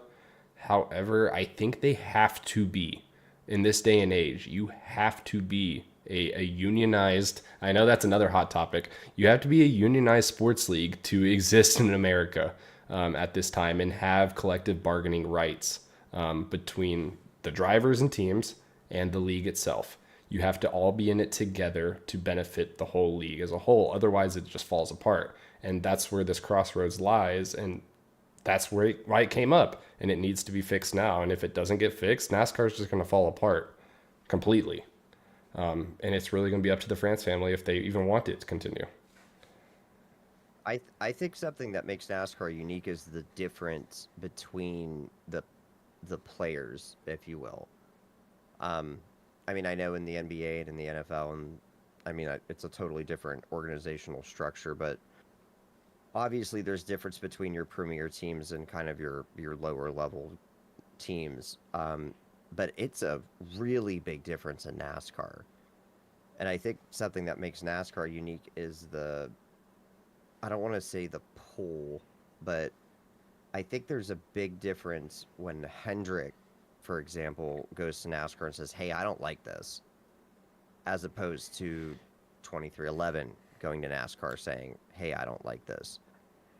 If Hendrick doesn't sign, or if maybe Gibbs doesn't sign that charter agreement, I don't think we end up here. I think NASCAR overplayed their hand and said, "Well, these guys will just fall in line," and they didn't. And more power to them, because as a fan, like I mentioned earlier, I just want to see good racing with the people that I want to watch race. All of this stuff going on in the background, it's not that it's not important to me, but when I tune in on Sunday, I don't care what the charter agreement looks like. So I hope they can get it fixed. I hope everybody moves on and is happy, and hopefully by the time Daytona comes around, we're not talking about this anymore. Yeah, I don't think that's going to be the case, unfortunately. I think there's definitely going to be a long-term effect, honestly, and I think that would be a good thing if there's a long-term effect with this, because then I think that means the sport would be in better shape if it's still going on at Daytona in February, honestly.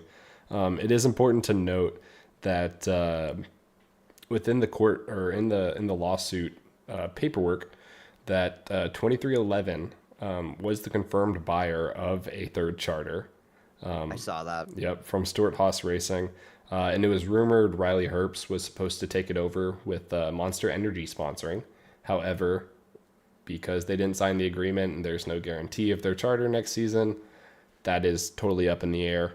However, Front Row Motorsports and 2311 were asked, their team presidents were asked, if NASCAR does not allow you to have your charter back essentially for next season, what are y'all going to do?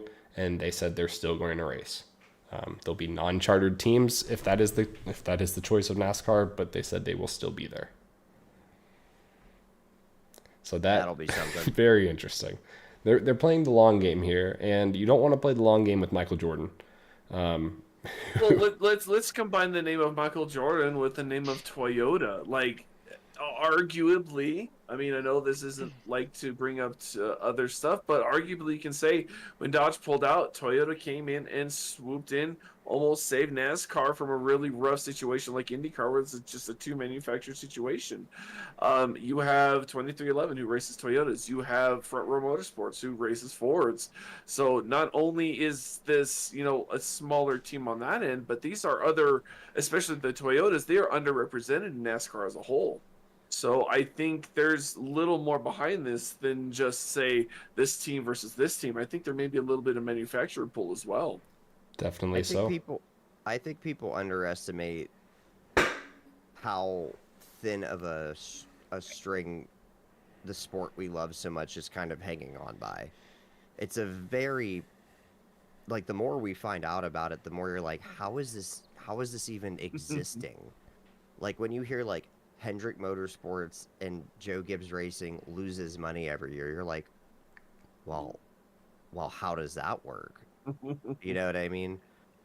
So it's really one of those moments, you want to talk about a peek behind the curtain, where it's very it puts things in perspective. You know what I mean? You watch, even you go to these races, and it's this huge show and this huge production, and you have this giant spectacle of a race going on, and the whole time it's held together with duct tape and string, basically. Yeah.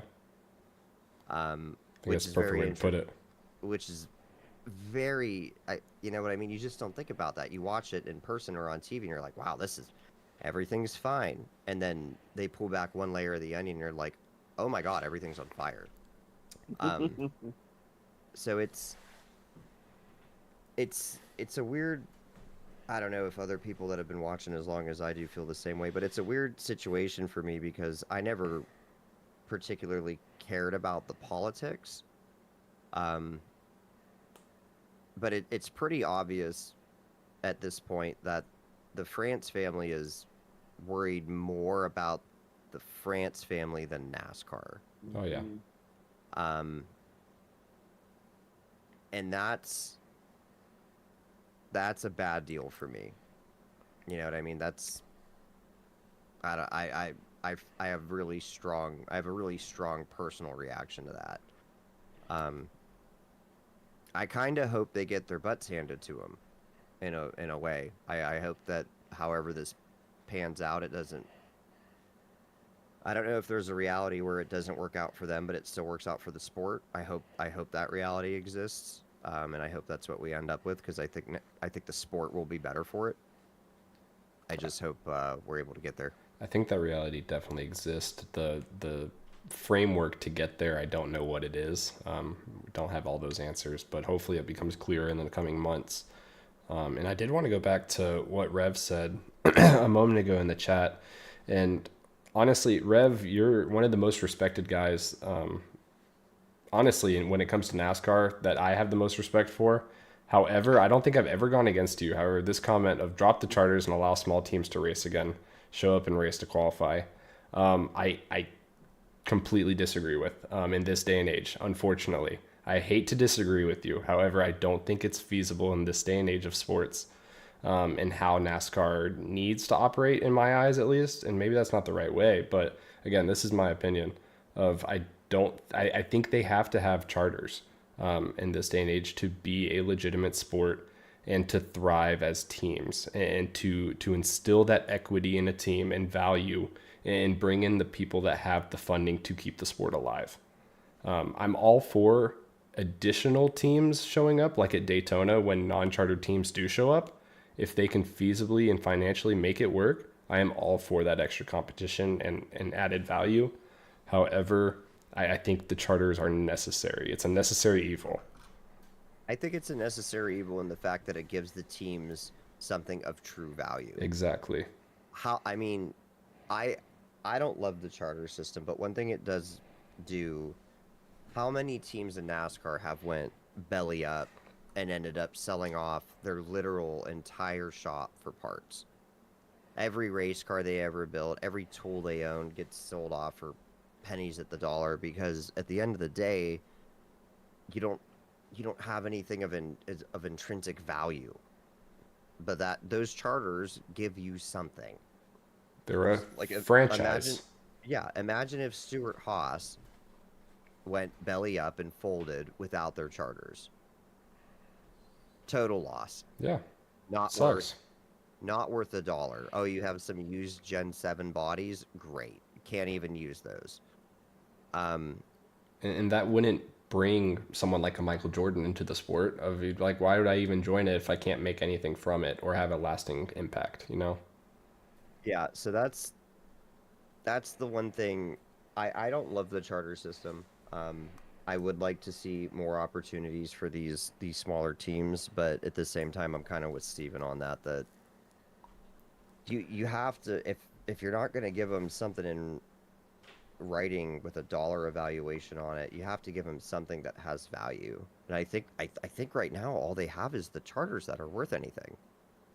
So, And I think that's my there's take on it. a way for charters and additional cars to like still exist. You can have your 36 charters and still have, like, if the purses and the money is still like a viable option, Dale Jr. could have some cars and go run the Daytona 500 sometime if the purse makes it worth it. He can't just rely on pure sponsorship, because a sponsor might not want to sponsor a car that's not a guaranteed a spot in the race, because why am I going to pay you $1 million to run this race and you might not even make it? So I think that's where NASCAR has to put up the money of a guaranteed payout there too. And like Brendan says, I like 43 cars. I miss the days of 43 cars. I still wish we had 43 cars. At Bristol, it would be amazing to have 43 cars. We'd at least have some action of people not passing each other. But I don't care about 43 cars. This goes back to like our league. I'd rather have 25 out there racing their asses off than 43 with 17 dudes 17 laps down. well, that's fair. If there are 43 of similar Calibers. ability, yeah. Rev's just gonna die on this hill. There's nothing. we And can that's do, Steve. fine.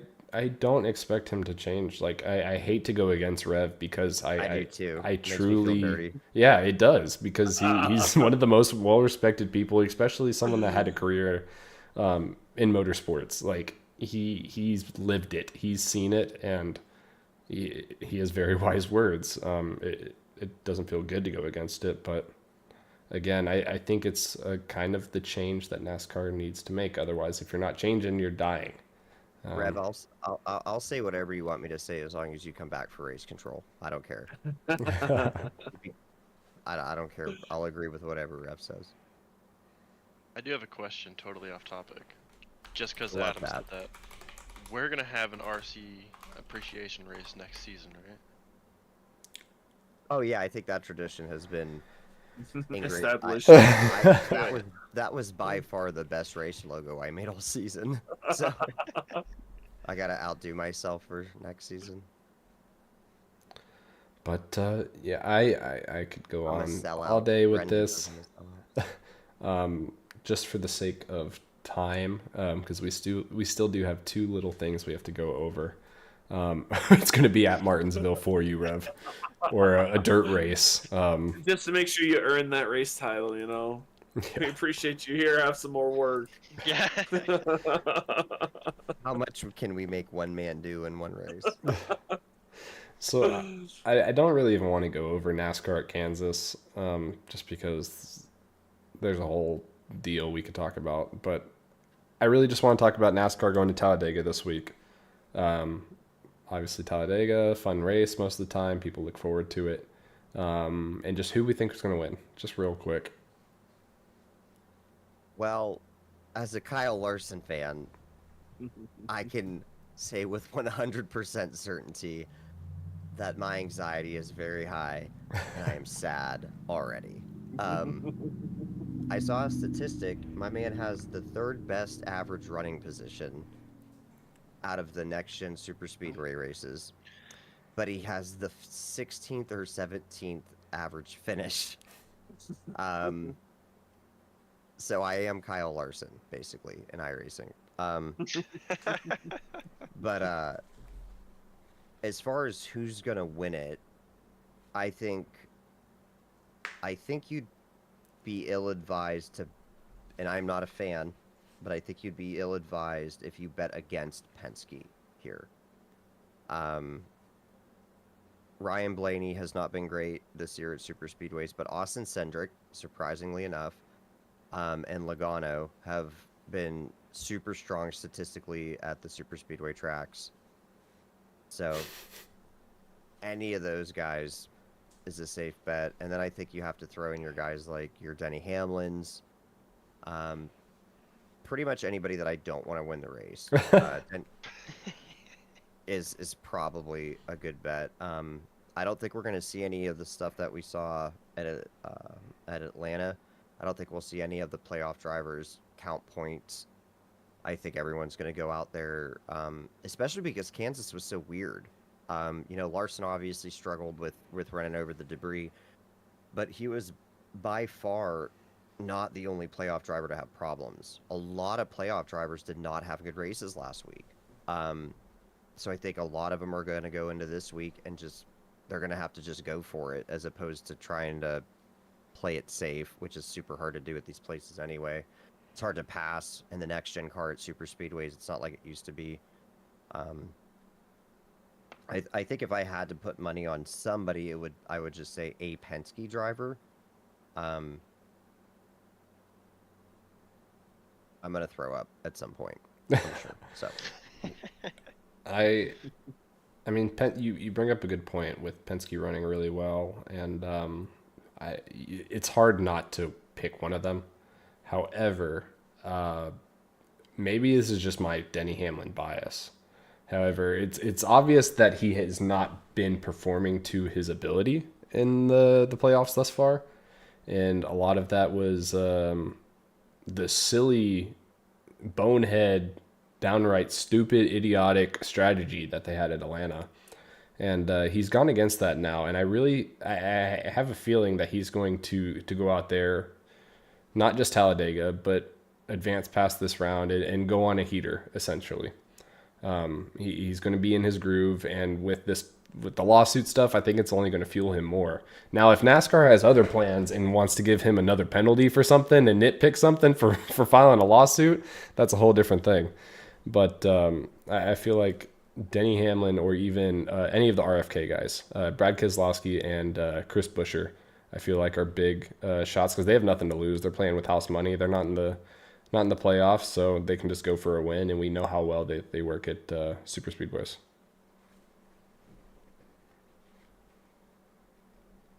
Guess I can go next, huh? Go for it. All right. So I kind of agree with you, Steven, honestly, on the Denny part. I think he's, as much as I haven't really tuned in a whole lot, I try to follow snippets here and there. I don't think he's performed as to where he wants to be. And especially whatever dumb strategy calls they have made, it's on top of the lawsuit, it's going to light a fire under him, and I think he's going to try to get the win. As a playoff driver, I'll pick him for the win, as Denny. Non-playoff driver, I think in kind of the same aspect where he wants that win, and he's going to push for it, and he's going to try really hard, as he's been these past few races. It's going to be Kyle Busch. I hope he gets it, man. I'm sure most of the NASCAR fans want to see that win happen. Which is such a bizarre switch, by the way. Yeah. Like, even me personally, we got halfway through this season, and I was like, I'd really like Kyle Busch to win a race. That's weird. Like, I couldn't stand him a couple years ago, and now all of a sudden, every time something bad happens to him, I'm like, oh, Kyle. I got visibly upset last week when he wrecked going around Briscoe. I got so mad at Chase Briscoe for no reason. It wasn't his fault. Like, I watched the replay 3 times, and it was super clear that he didn't really do anything wrong. And I was like, no, he could have. He could have done something to get out of the way. Like, it was totally an emotional reaction. Oh man, so I was gonna build off your guys' Denny Hamlin, and you also forgot that the penalty for 25 playoff points earlier in the season for that engine swap earlier, so that was a huge deal too. But I'm gonna go change gears. I'm gonna say Daniel Suarez. He's 14 points outside the bubble, and earlier in the season he had a good run in Atlanta, so he definitely wants to proceed, and he knows he's gonna need a win to get in. He's not gonna be able. He doesn't have the speed, doesn't have the consistency of everyone else. So Talladega is gonna be a shot. Mi amigo Daniel Suarez wins here at Talladega this weekend. I respect you, but that is a terrible choice. I think so too. That came completely out of nowhere. I would have rather you said Hocevar or like Harrison Burton. Joy. You could have picked Lane Riggs, and I would have been like, that checks out. You could have picked Danica Patrick, and I'd Oh man. Zachary's like, I can get behind that. Daniel Suarez, however. Yeah, I don't know. It's a different beast. He runs really well at this new Atlanta. Daniel Suarez for whatever reason. If every race was New Atlanta, Daniel Suarez would win the championship. Yeah, honestly. Unfortunately, there are like 33 other races. Well, So it'd be a good battle between Suarez and Logano. I know Gavin would want that. I hate Logano. You're not alone. Amen. I also Amen. strongly Sorry, dislike Gavin. Logano. Gavin doesn't know what's good. It's fine. All right, honestly, in y'all's thoughts, who's a more hated driver, Logano or Denny Hamlin? Logano. I think publicly Denny Hamlin's more hated, but I hate Logano more. Adam has a little bit more into this because of certain wife circumstances.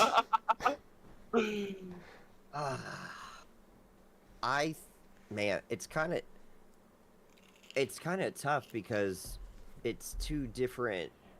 I have two different answers for two different kind of generations of watching the sport. If you go back even 6 or 7 years ago, I think the answer is very clearly Joey Logano. But he's not. I don't feel like he ruffles as many feathers as he used to. I feel like I also feel like, to be honest, he's not as competitive as Denny is. And the more competitive you are, typically the more haters you're going to have. I think I think if in 2024, I think people dislike Denny Hamlin more than Joey Logano. That's not a personal thing. I think if I had to pick, I probably dislike Joey more. Oh, clip that. Chat, clip that. Oh, Julie went to bed. Julie went to bed hours Oh, ago. don't worry. We're We'll good. send it to her tomorrow in general chat. He's aware. I think I would have to go with Denny in 2024 though, as far as being generally disliked by like the broader NASCAR base. I think I unfortunately agree with you, just because he makes more waves, more so Yeah. than Logano does now. Yeah, Joey's very quiet anymore. Yeah. You don't hear much from Joey Logano. Except and, his stupid laugh and his stupid hair, and his stupid eyes, Stupid yellow 22. stupid face his stupid webbed gloves, with his dumb Pennzoil. and stupid fans. Whoa. Except Julie. Gavin. That's right. Just Gavin. It's We love you, Gavin. Gavin. But, yeah. Well, anything else y'all would like to talk about on this fine evening? I know we've run a little long. We It's are been so fun, sitting though. at It hasn't 3 run hours like and that 16 long. minutes. I don't know Holy if shit. anybody else had fun, but I had a great time. This is a Had a good one. This is a fantastic good time. episode. Yeah, this is right up there with probably our best, in my opinion. But I'm a little biased there. Just want to give a shout out to not only our sponsors, Butt Kicker, Sundance Pizza, Ascendance Trucks, and Idealies, our broadcast partner, Pit Stop TV. But the biggest shout out I can give is to all of our drivers. I'm so thankful for each and every one of you guys and for each and every individual thing that you guys bring to the league. We wouldn't be here without you guys, and we certainly wouldn't have the community we have and the racing we have without you. And I just want to sincerely thank every single one of you for being a part of it and for giving us your time, at least once a week. And just a big shout out to the whole admin staff. This is not a one-man show, and I appreciate everything that they do and all the work they put in. So thank you guys for giving me a reason to do all this. Very well said, Adam. So I don't have to do our sponsor read off, so thank you for taking care of that. I do have to mention Advanced GG as well. Code WolfXLive10 gets you 10% off, and that also comes to our league as well. Before we do that sign off that we love so much, just want to wish you guys luck at Charlotte next week. Adam, best of luck with the championship race. Best of luck to you too. Thank you. I'm sure we will not get into each other at all and wreck each other on lap 4 to watch the rest of the race. That would never happen. It'll be totally fine, and I won't drink myself to sleep next Tuesday. And that'll be fine. Everything's fine. But yeah, so good luck to all y'all. Hopefully, Carl, Zach, hopefully you can get your first win. If not, hopefully Adam and I can, Adam or I could win because we both can't win, obviously. I appreciate the vote of confidence, but no, hell no. Hey, you never know. But be sure to tune into that race next week, next Tuesday, October 8th at 9 p.m. Eastern on Pit Stop TV. And be sure to tune into our final episode of the podcast for Season 2 next Thursday. We've got the schedule release and the award show. That's going to take up a majority of the show. Hopefully it won't be a 3-hour-long show.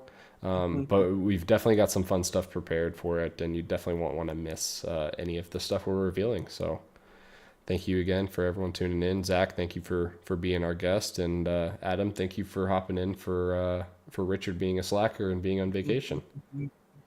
Friggin' Richard. Of course, again, thanks for having me. It's been a pure blast. Of course. A pure blast. A blast of pureness. So Zach, are you familiar with our sign off? Yes, the buckle it up. Ah, okay, he knows. All right. So you'll come in when we all say it together at the end. After Carl says it, then I say it, then Adam, you say it, and then we all say it together, and we will go on our merry way. That's what we all say together, the last part that's not buckle it up. Correct. Yes. Correct. Cool. All right. I'm on the... We're good. All right, Carl, Good. get us kicked out of here. Buckle it up. Buckle it up. Buckle it up. or Or you'll you'll die. Oh, die. jeez, that was pathetic. Good night, everyone. We will catch y'all Tuesday. Thank you, guys.